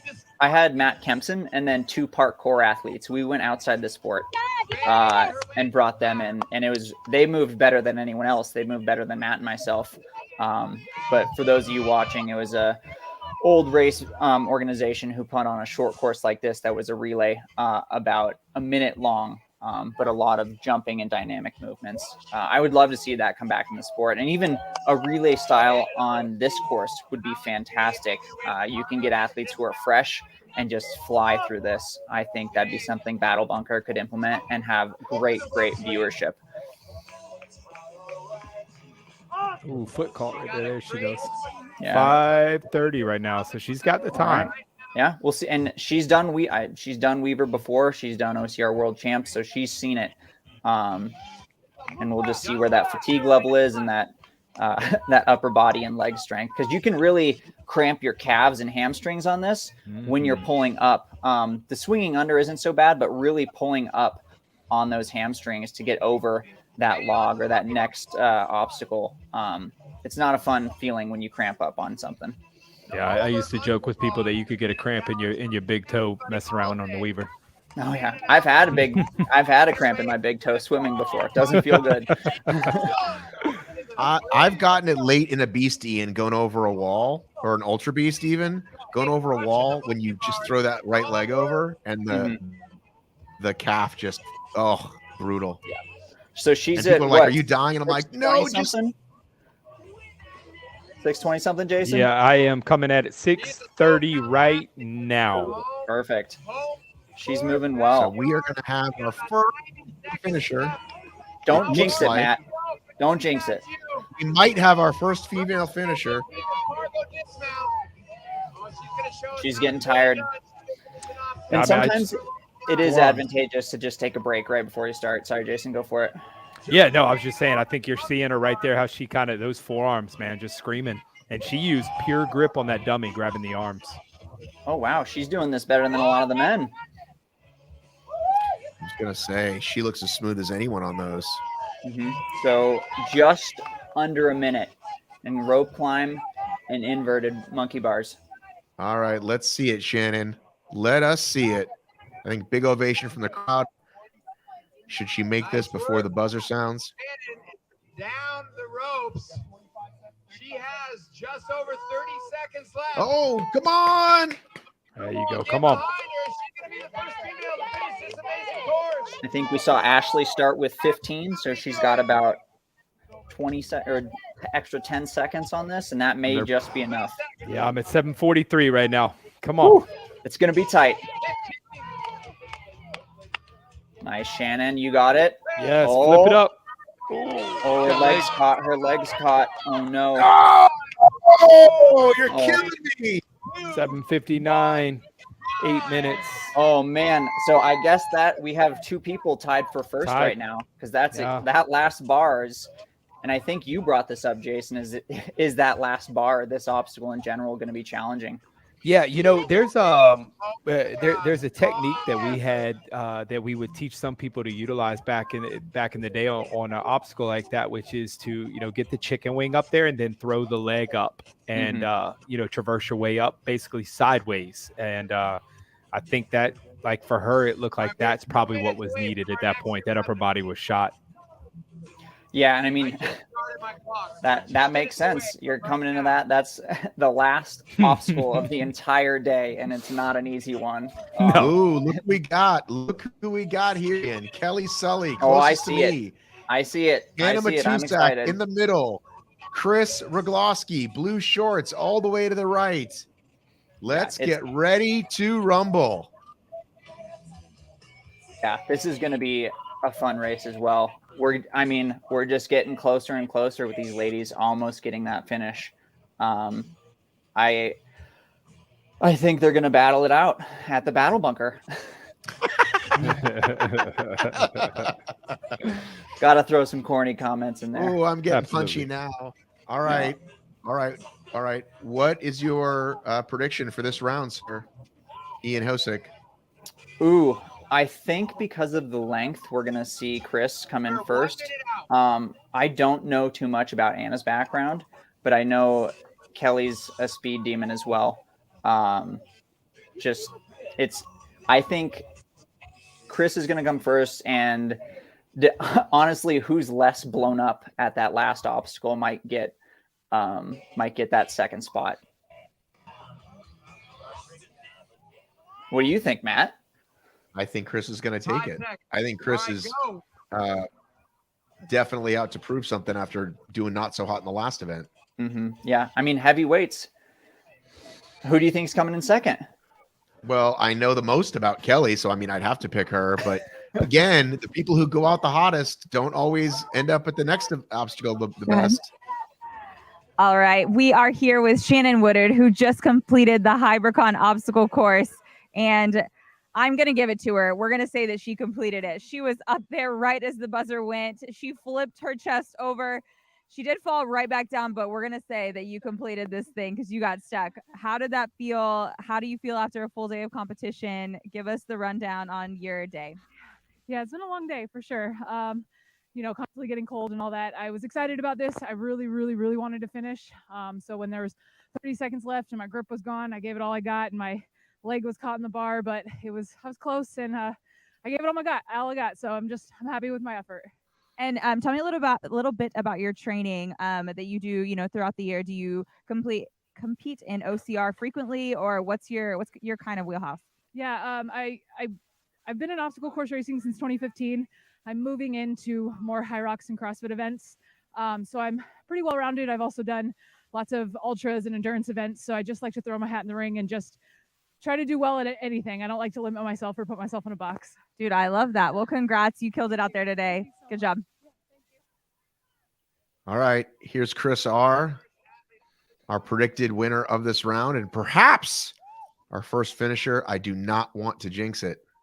Yeah. Do we know if they gave Shannon the finish on that? They said, I mean, the She interviewer said, did, but I'm do going you to know call someone? it personally. Okay, but I don't know if the gotcha. event. Yeah, no. She said on the interview that I got close and gave it. I think Gotcha. that was more of a hey, Fair feel enough. good about yourself. You were there, but no. Yeah.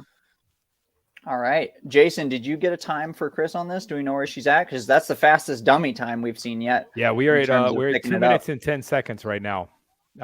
Is where we are. Moving well. Kelly in second, it looks like.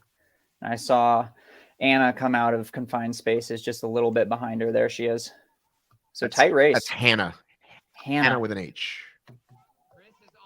I don't know why you guys let me come on. Is that one of your athletes? She's checking her watch. No.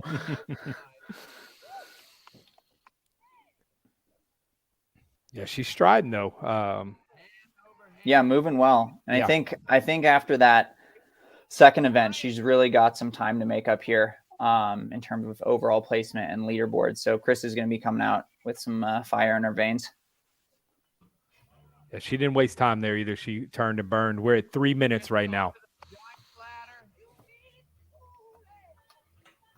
So as we get to the top, it's kind of how we've been looking at it. She's Yeah. at 3:10 right there. Okay, so a little bit ahead of the last heat even. So maybe Yeah. some more time on those last obstacles that can really help her out. And like Shannon said, she was taking the time she needed on those grip obstacles to make sure she actually got through them. If you do an attempt and you don't quite make it through, that wastes so much energy. Time for sure, but the bigger thing is energy, and every attempt after that is just going to be less likely that you make it through. And we saw that with Rylan earlier on with that last obstacle. Yeah, absolutely right. Energy is not infinite. That is for sure. Chris flying through the monkey bars. Yeah, she looks good through there. Chris making across the monkey bars. 3:52 right now. All right, moving well.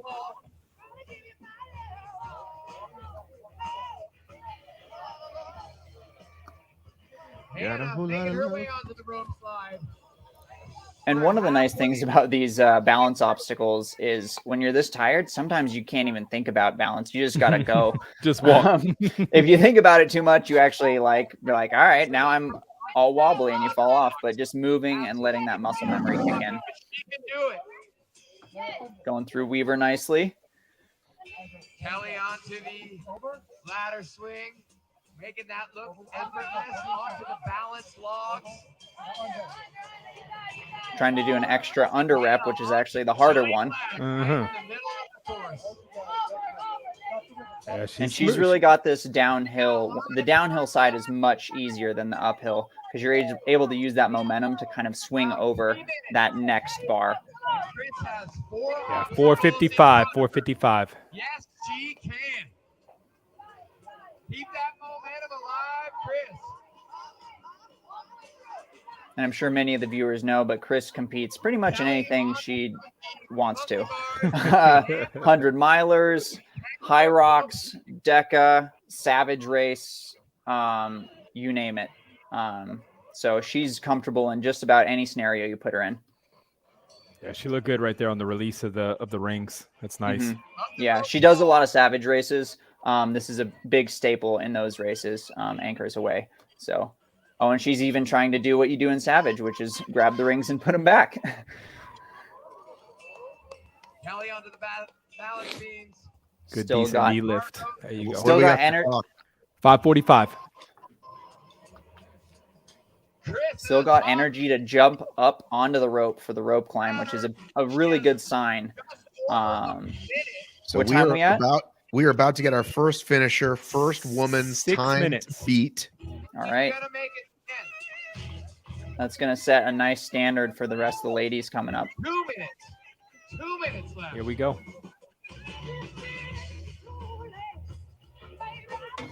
She got it. Up and over, up and over. There we go. 6:17. First finisher. Nice job. Congrats, Chris. Way Let's to go. keep going. Yeah, I'm still running. Ooh, looks like we got Carly. Ooh, Carly, Katie, and person I don't know yet in the middle. There you go. Another one through the Weaver. We got Nice. Kelly finishing up the Weaver. I think that must have slowed her down because I think she was a bit closer to Chris before that. Maybe she had to repeat something. Yeah, she's at 6:55 right now. Moving well. 1 minute. 1 minute. And I as think you got to get through anchors, right, with a minute to go to be able to make it.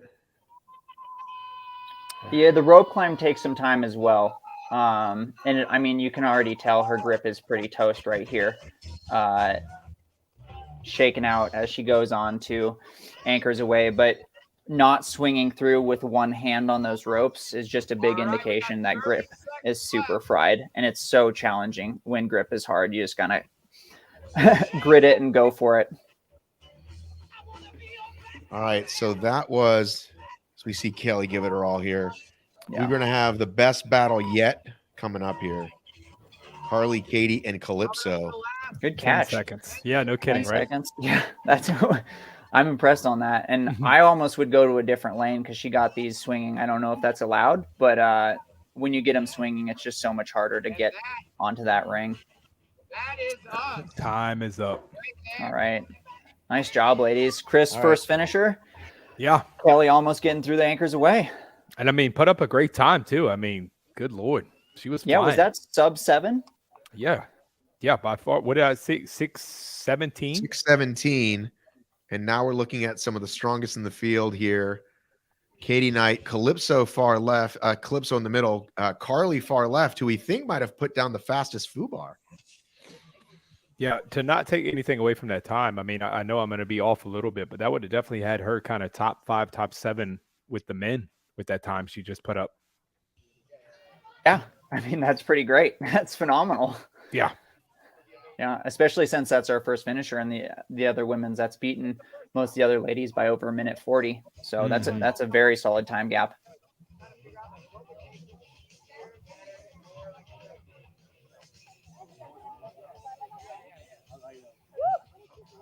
Matt, who are you thinking here? What do you got?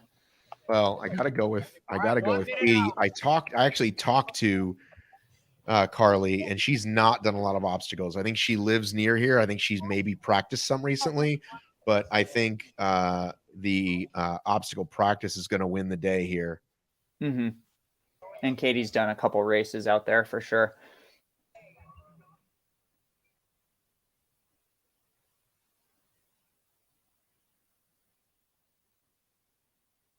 $30 seconds.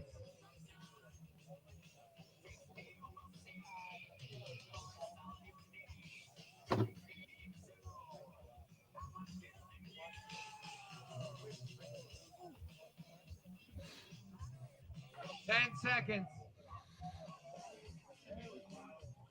5, 4, 3, 2. Here we go. 1. Here we go. All right. Ooh, Katie getting a bit excited. Early slip, but it's early enough that it should be fine. She just finished it in the background.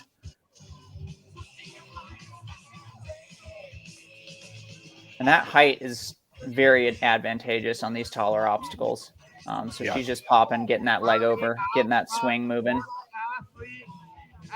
But maybe not for confined spaces. Not for confined spaces, or those swing technical ones. It means you just got longer limbs you got to control. Calypso I saw a lot of takes a little hesitation hop off. today, which is going to open the door here, I think, for Katie to catch up, because Katie just goes for it. Exactly how it should be done. And we're here with Chris, it looks like.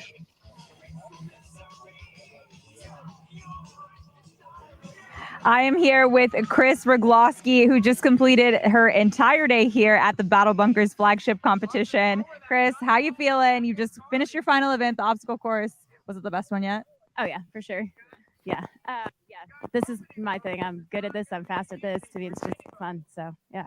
What does your training look like throughout the year? Do you compete mostly in OCR, incorporating heavy lifts into your training, or what does that look like? I do mostly, I'd say running the most. I do, in addition to OCR, I do a lot of ultra running. So running is always kind of, and then other than that, I just do like personal fitness. So no barbells, but a lot of just basic functional odd object workouts. Cool. So just over across the board, fitness in general is your thing, and you have fun doing what you can. I love that. Well, congrats. I am thinking you probably got a podium spot, so I can't wait to see how you finish off. Good job. Thank you. All righty. Here Look is at this. Katie. Yeah, she got the dummy all the way up. Yeah, Carly is handling that. She is moving that pretty quick. She got it all the way up and then dropped it down to the arms like we saw the rest of the athletes doing. Katie finishing the jerry can carry right now. We'll see how she does with the carry, but I think on the back half is where we'll see Katie kind of pick it up with those obstacles, especially the hanging and momentum based ones, just with the experience. But Carly's moving well. Yeah, I'll give a time check at the top of that next obstacle like we've been doing. But yeah, she definitely is. She looks good right now. Yeah. It's been interesting to see all the different Tyro options today. We have the drag until you're burn the skin off your legs, and then you do the crossover. And I did see one of the men earlier do a single leg drag, which I'd never seen before. And he by far was the fastest of everyone. So it's always fun to see the different innovations between obstacles. So as she climbs to the top right here, I have got her at 3:05 crossing over. Yeah, and I think that's pretty darn close to where Chris was as well. Yeah. And that's two of them right here. Yeah, and then two of them. Katie's going to be coming in hot. So it'll be a good finish, and it's really going to come down to. Ooh. I was just about to say if they get through these balance obstacles, or if there's any small failures that'll separate the group. I was about to say on this last row, it's definitely Katie's race to lose. As you said, she's got much more experience on the swinging obstacles, etc. But she's made a couple of these mental errors. Yeah, we'll see. And those can stack up. Some people race better when they're angry. Some people, it can really get in your head. It depends on the individual. And with the athletes I coach, you got to figure what that is. If they race angry, sometimes get them pissed off.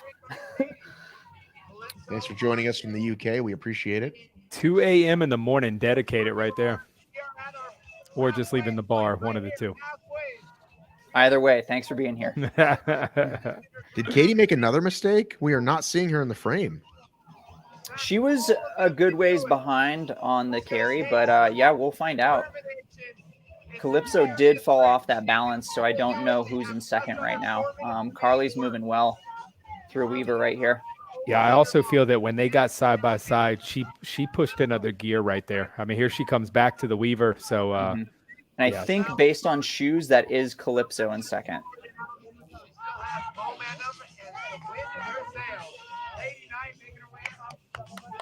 Yeah. Okay, so we're getting an update here. They can't grab the dummies by the legs. Okay. So there goes my idea. Well, we're all shot. Don't let us compete. Yeah, don't let us say anything. Oh, man, look at this. Calypso really gained some time right there. Oh, wow. And now we're back to head-to-head race. Look at this. Katie has really nowhere in sight. Blowing my prediction. Where's the clock at, gents? 5:10 right now. 5:10. And we'll see this grip right here. And Carly really has to watch her feet from dragging down there. There we go. No. See? Yeah, grip is toast. And Calypso coming all the way from the back. Calypso Sheridan. Look at this. Look at this. And she knows the technique. You'll see athletes who have done this before really getting on the far side if they can to swing through and make the pull off easier of getting the second ring. May have done a Savage race before, but looking smooth. 5 minutes and 45 seconds in. So we got just over 2 minutes. I think we could see a second finisher. Well, and just to let the folks know now, we got 3 more rounds of women. We'll probably do a couple of interviews. We will not know the score. We can certainly give the times for this event for the men and the women, the tops, but we won't have final word, but we'll be sending you to their Instagram. Let's get a countdown here. She's 6:14. Yep, 6:15 right now. So not going to beat Chris's time, but looking like she'll go sub-7 as well. Which will put her solidly in second place. Just got to get that leg out. Yeah, that's tricky. Oh, all the way. There it is. 6:35. 6:35. Yeah. All right. So I think Katie can probably find this window if she's still struggling. Nope, Katie's still not caught up. Crush like- for our buddy Katie, but here comes perhaps our third finisher. Oh, Katie struggled Yeah. a little bit more. She's at just 7 minutes right now, so she's got about a minute left, and that's about where Ashley Heller Right. and That's what he Shannon said. were. A minute to get to the rope climb and do those last couple. Mhm. We'll see. It's going to be challenging if she can get up this rope climb okay and have good foot lock positioning. She should be fine, but I think her grip is just so She's shot toast. at this Yeah, it point. looks like yeah, she might be toast. yeah, and this is where that foot lock plays such a big role because you can really not really use your grip if you know the technique on an obstacle like this. And she's tall, so that helps her to pull through and get up there in only 3 pulls. But if your grip is shot, this final inverted section is going to be very challenging. Yeah, she's a firefighter, so I'm guessing she's done the dummy drag. She's probably climbed a lot of ropes. She's probably seen similar things, right? 15 seconds left. She's going for it. 10, 5, 4, 3, 2, 1, time. Oh, Wow. Man, If we don't have a third person third place right finisher, there. it's going to be hard to decide Yeah. between Carly and What an amazing Oh my goodness, Matt, you seeing this? there. Full of we got action. Callie. Oh my goodness. Are we out of women already? Athleticism, Callie mental versus just raw Callie talent. versus Lauren. Lauren. Awesome. Strong Yeah, work. this will be a great, and these, I think Callie's 4th or 5th right now on the leaderboard, but these are some of your top ladies, so placement matters on these races. Well, here's the thing though. We definitely need to get a third. We definitely need a third woman because we've got a bunch of women who've gotten to the top and almost touched it. So we've got a lot of caps. And Yeah. 3 play, you know what I mean? Yeah. So it looks like 2 heats of 2. So we got Ida to go after this. Ida's probably the favorite, although this one's going to be a doozy. But who are the 3 women? I'm sorry that I can't think of it. It's we just saw Carly do it. We saw Ashley Heller do it. And who was the third one that almost got over? Shannon. was the Those one 3 who- all are Yeah. technically in third. Yep, all tied, and it was so close. And Jason, you called this earlier, like 45 minutes ago to an hour. You're like, that last obstacle, especially that muscle up portion. It's hard. It's hard. yeah, and I think that's such a the other side that I don't think we've really given enough or we've just kind of bypassed it is actually how big those bars are on the last one. They're not able to get full grip around either. Yeah, I think they're the standard 1.5 inches, 2 inches one. They're decently sized. They're standard like fence bars, if you will. Yeah. All right, everyone's holding their breath for this. The venue is silent. Watches. 10, 5, 4, 3, 2, 1. Here we go. Both of them taking their time. Here we go. Yeah, they probably saw these other women go out too hot in the first section. You cannot win the race in the first 100 meters, but you can lose it. That's my favorite saying to tell athletes, Matt. Very comparative right now, though. Moving well. Oh man, can they keep up this intensity? I just had a baby 3-4 months ago. No biggie. NBD. Yeah, gonna get my stomach punched by a big log. That's impressive. Holly up front. And Lauren going underneath that last hurdle right there. All right, Callie's a few seconds back right here. Everyone just feeling that fatigue. Yeah. And balance first thing to go. I think I've seen in the beginning yet. These girls won. Dr. Nuts, thank you for hanging in there for us all day, Dr. Nuts. Australia. Crocodon Dilly. Let's go. It's a great profile pic too, Dr. Nuts.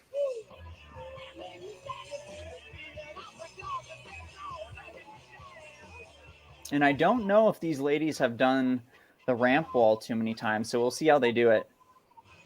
Callie's got height here for sure, but Lauren just pops on up there. No problem.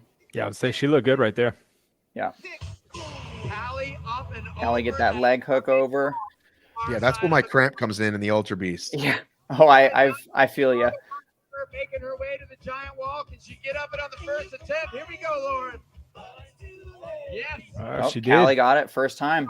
Oh. Minutes in. Lauren bustling her way up and over the top. Right into the jerry can carry. So we got 4 women, including the 2 on course right now, 1 podium spot to go. We got a very exciting race now between Lauren and Callie, and we got 1 more heat with Jareen and Ida. It's going to be a good race. I'm excited. We'll see how Lauren does with this dummy carry. Yeah, by the arms. I think as we heard, you can't use the legs. Yeah, I mean, I think that's the next best thing right there. Just, it looks like she can grip it decently. I mean, I know it's tough on the forearms, but you're not losing any of that transition time of trying to get it up to the chest when possibly you can't. Yeah. Callie moving through the jerry can carry solid as well. Head down, grinding through. A little behind Lauren, but we'll see. Lauren's done obstacle course races before. I don't know if she's done one since pregnancy, so we'll see how she does on those back half swinging obstacles.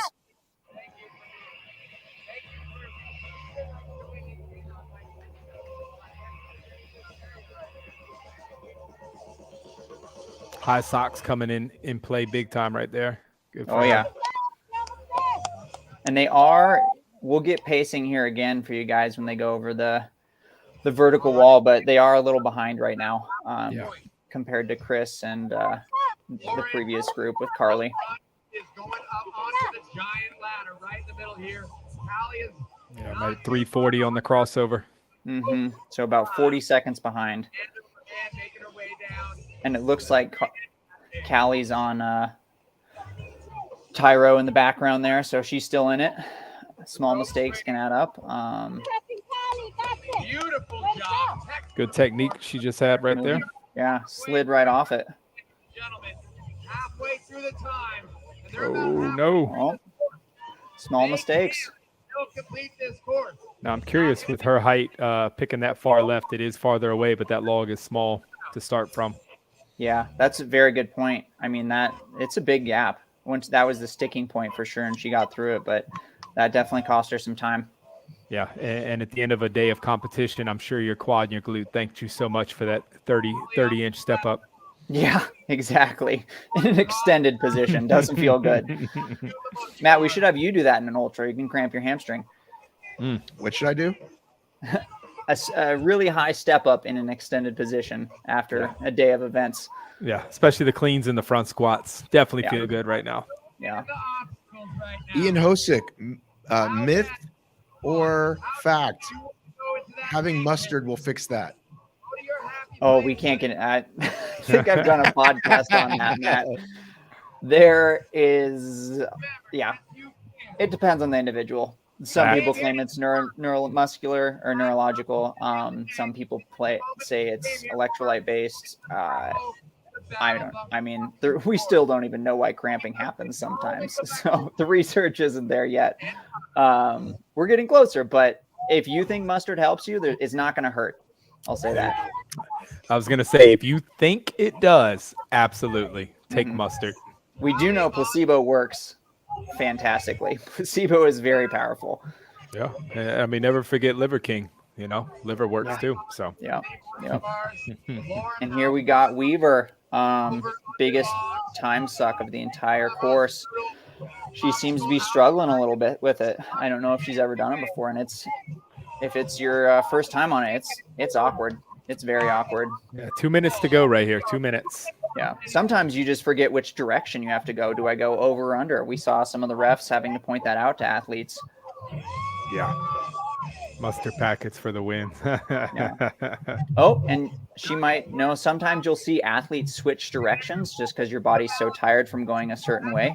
Yeah.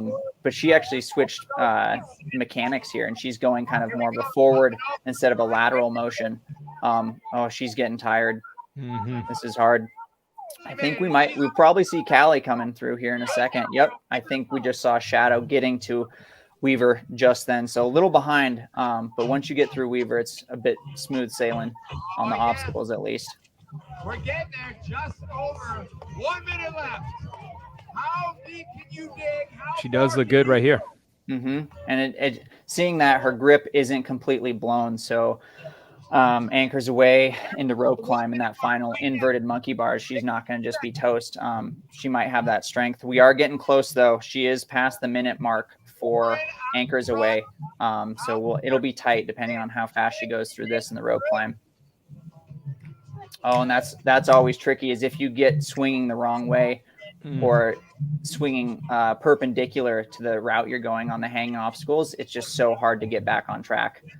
Sometimes it's almost worth just starting over. But she cruised, and she's at 30 seconds going into the rope climb, and that she's no stranger to rope climb. I think we'll see a pretty quick one out of her right here.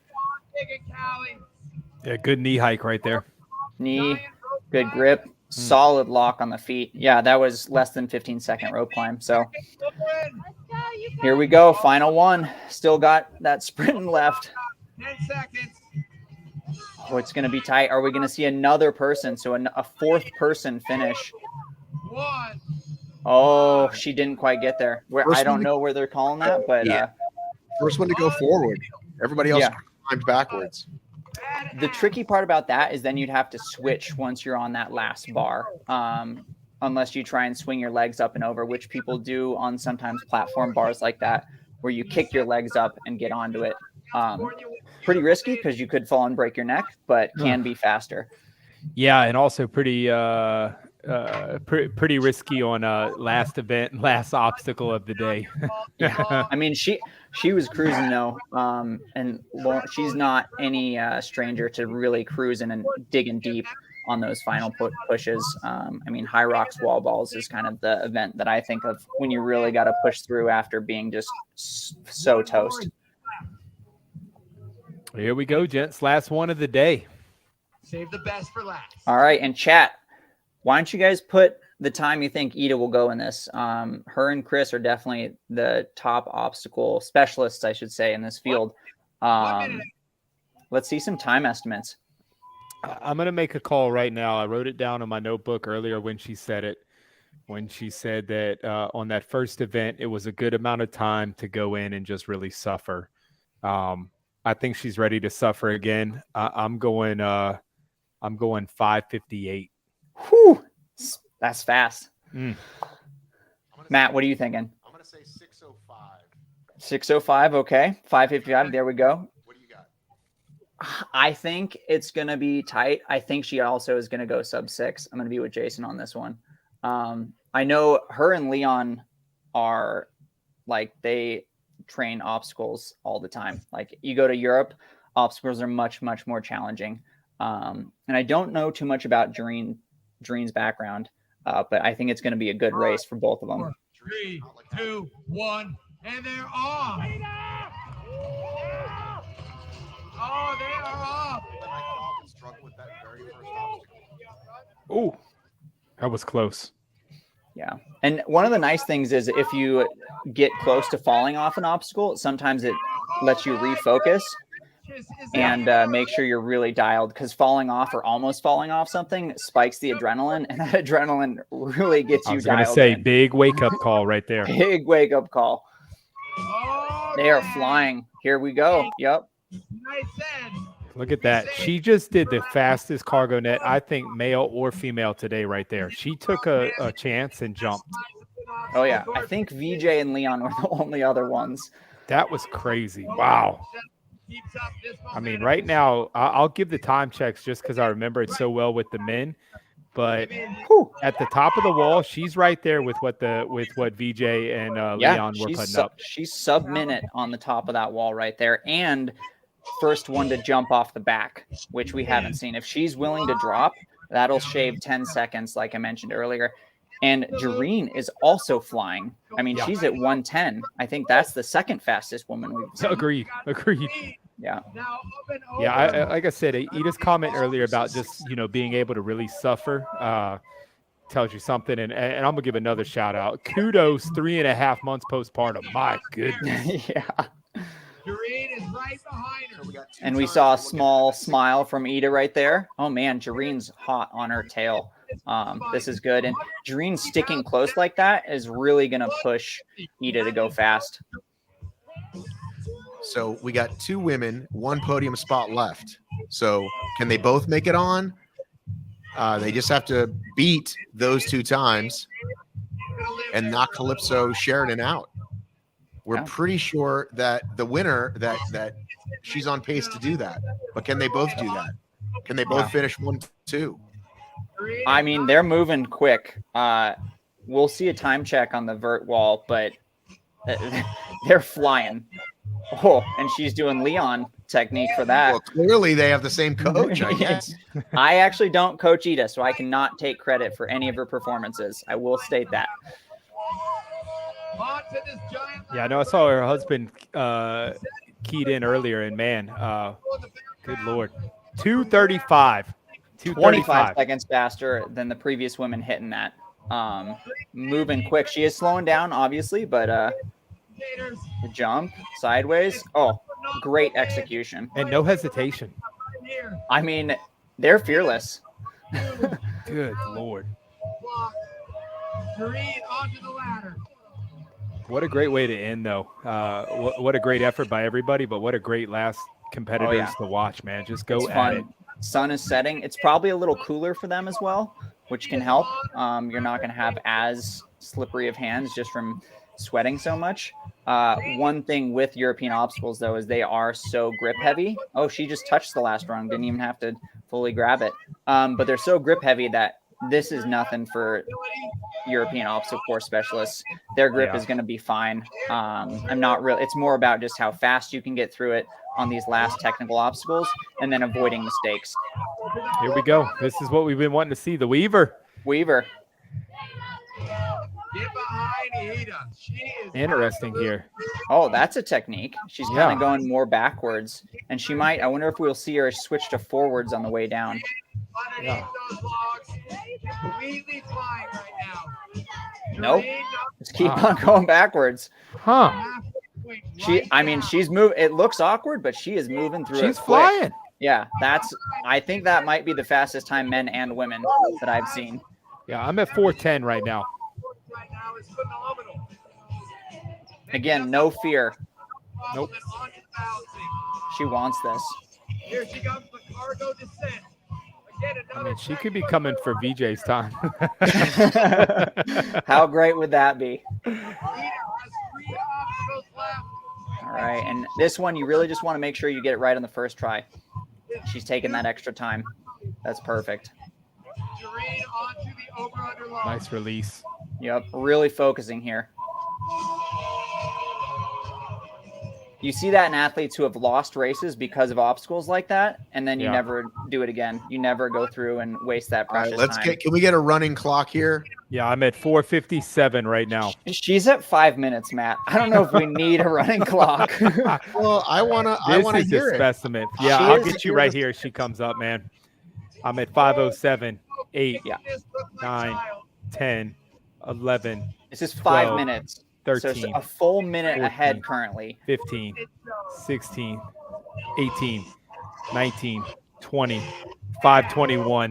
5:21. Wow. So just under a minute faster. All right, let's keep it running. Yep. Look at this. Look how happy she is. I love it. Love it. Crushing it. Let's keep the clock running. Let's see. Jareen is at 5:30 right now, and that's plenty of time, as we've said, if you finish anchors away. So we could have another finisher, and she might. I don't think she's going to beat Chris's time, but does she actually have to do that? I don't even think she has to do that. Should have just dropped. I think she will finish, given her grip is in a good spot. We'll find out here on this rope climb. It'll be pretty telling. Using those feet for support. Yeah, she's using a lot of grip on that rope, too. Break is iffy right there. All right. And Thomas, Ida's coach, who I've met before, is proud. He's pretty stoked, it sounds like. Everyone supports one another. Everyone is here. All right. 6:15 right now, so just where Chris finished. But she's got a minute 45 to get up to the top. 25, 26, 27, 28, 29, 30, 31, 32, 3, 34, 35. So she's past. Yeah, past Rugleski, but she's we'll see what she does with this leg. Yeah, that that's just sticky that leg positioning. Yep. She's got a minute 10 to get through this. Pull. Get that leg up there. Oh, she's got it. She's got it. There Nice. it is. 656. Woo! Nice job, Jareen. Our 6:56. third finisher. Fourth finisher. Fourth finisher? Yeah.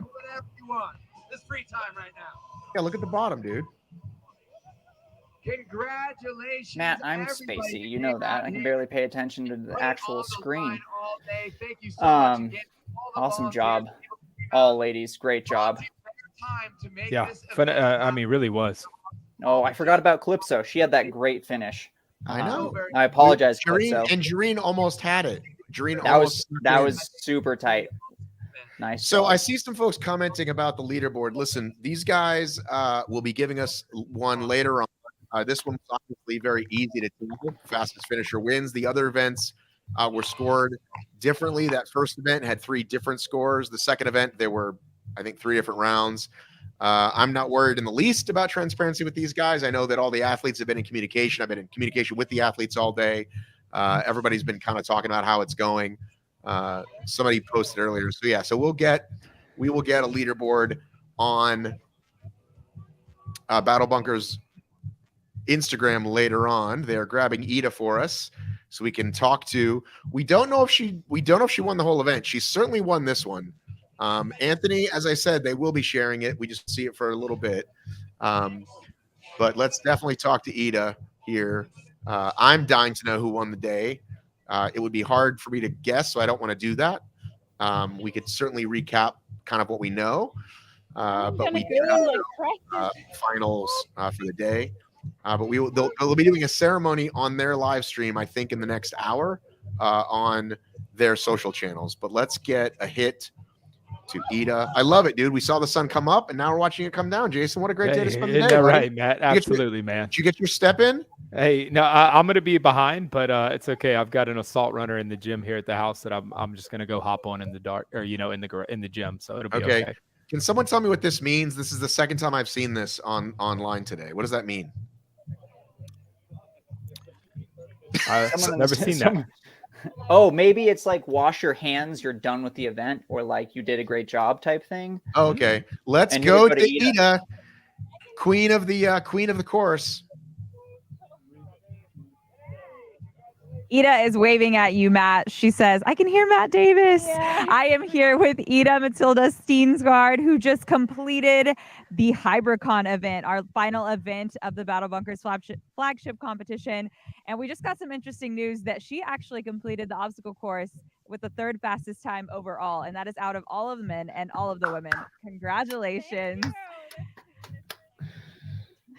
I know, that's so awesome. So completed this whole day. How do you feel? Was it a job well done for you? Did you do what you came out here to do? Yes, definitely. Like, this was the part I was looking forward to the most, the obstacle course. It just like, I looked at when Hunter was running through it earlier this year, and it just looked like so much fun. I was like, I have to try that. So like, that's what I'm looking forward to. Event 2 was tough for me. I literally gave everything I had. I hope it's good enough to like add up the points, but I mean, the most important thing is the experience. It's been amazing to be here. People, the judges, like just the atmosphere, this place, like this athlete facility. So really well done with this event. Well, we're so glad you had a good time. Your performance was phenomenal. It was so cool to watch you. I mean, guys, watching her fly through that obstacle course, it was like something I have never seen. So congratulations on a job well done. And I hope it just turns out on the leaderboard like you want it to. Back to Matt and Jason, and we're signing out here. All righty. So that's going to be it for them. We're going to quickly, if we can get someone talk. We had athletes hop on afterwards last time. If they can get back to us quickly, because my family is like, dude, you've been gone all day. It's time to come back home. There's a party starting here, a Halloween party. Can you guys hear this? That's you? I thought that was the venue. That's me. That's starting the party early. I texted Jason and I said, can you hear that music? So let's see here. Hang on. Yeah, you got some nice base going. And as the sun sets, I'm sure some of our athletes will be celebrating after the hard day, especially in San Diego. It's a fun place.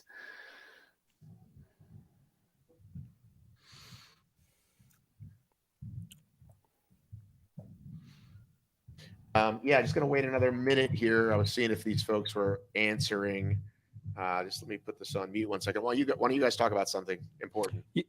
Yeah, Ian, I'm curious, you've lived in this space much more specific than I have. Curious, when you see the unveiling of today, and where do you see the future of all this as sport headed to? And I say all of this, adding in the deck of the High Rocks, the OCR world, sorry, Matt, we can get over here now. Chris is here. Let's interview Chris. Hey, how's it going? Good. Yep, I guess it's over now. How do you feel, Chris, given the 3 events of the day, and how do you feel about this obstacle course performance you just had? Obstacle course was pretty fun. I think I messed up on one of the obstacles, and then they tried to tell me off of anchors away. But obstacle course was fun. Other than that, it's been a long day. Yeah. Yeah, it's been fun though. Nice. I did see you on Anchors Away try and grab the rings, and I'm sure that's just a savage reflex that you have. They told me to. Everybody's been leaving them there. I was planning to leave them there, but my judge told me to. And I took one off, and then I yelled at him. I was like, everybody else is leaving them here. I was like, I am not taking the other one off. Way to take the initiative. What have they told you about when we might have a total? I mean, we're going to be logging off here, but when everyone might know the final tallies? I have no idea. I've heard nothing. I'm a little not at the top of my health, so I've been just taking naps a lot. So yeah, I almost missed my start. They were like, "Where's 40?" I was like, "Oh, that's me." But yeah, I'm just chilling, and I have no idea on anything except this course was fun. I'm not the person to talk to. What's it like doing it at sunset?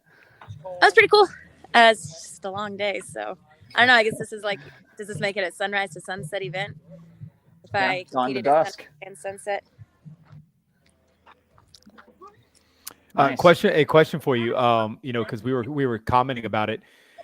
Getting over there to that dummy that obviously the sand has moved and dispersed down towards the legs, and what was your mentality leading into it to figure out hey, how am I going to grab this thing right now? I was planning to just grab the arm. Well, I was planning to grab I guess around the chest, but it turned into just the arms. Grab right around. There is not a lot of options on where to grab it, and it's just it's weird because they're supposed to flop forward some.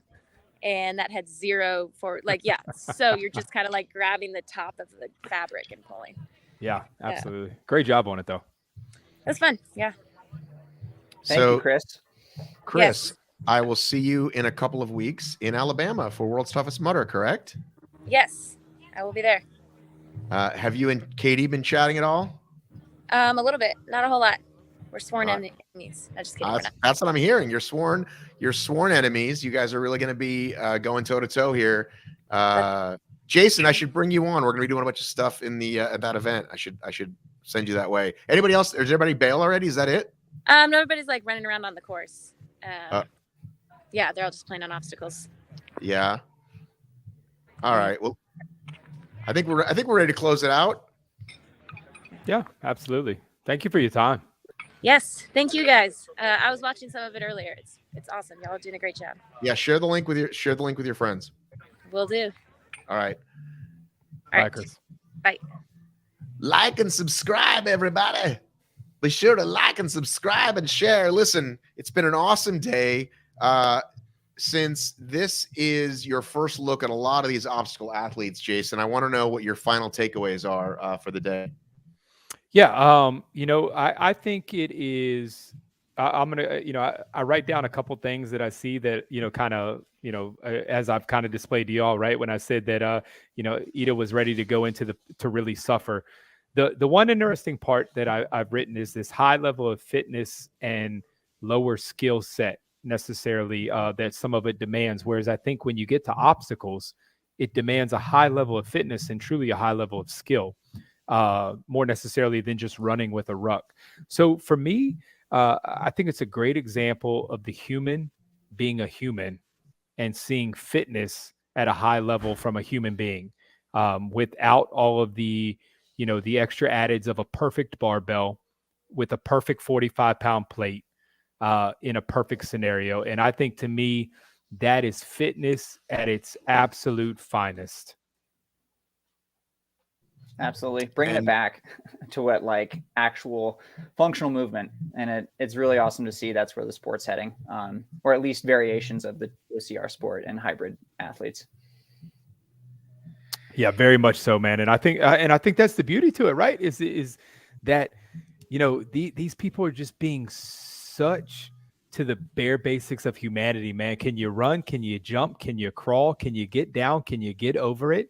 And at the same time, decision making that is having to happen so quick in the midst of such high elevated heart rates, man. It's to me, I love watching it. That's great. All right, listen, I want to thank you, Ian, for taking some time, buddy, to join us. I want to thank Joe Patrick, who joined us for the second segment, Rich Ryan, who came on this morning to talk to us. I'll let you go ahead and plug yourself, Ian. Why not? Go ahead, buddy. What do you got to plug?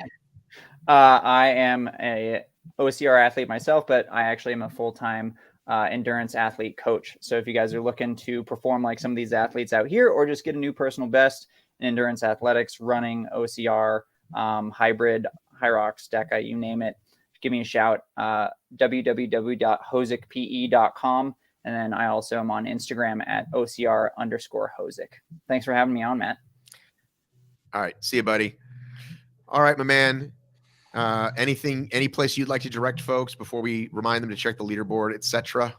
No, man. I think you helped me figure out my own Instagram handle. What is it? Jason.Clark57. But other than that, if you're ever around, National Strength Conditioning Association events, who usually find me, Beaver Fit North America, always creating new training atmospheres and environments for a lot of the U.S. military. So, for me, if I could point anybody to a direction, it's to find your own definition of a fitness and go out and get after it. I would agree. You can find me over every platform.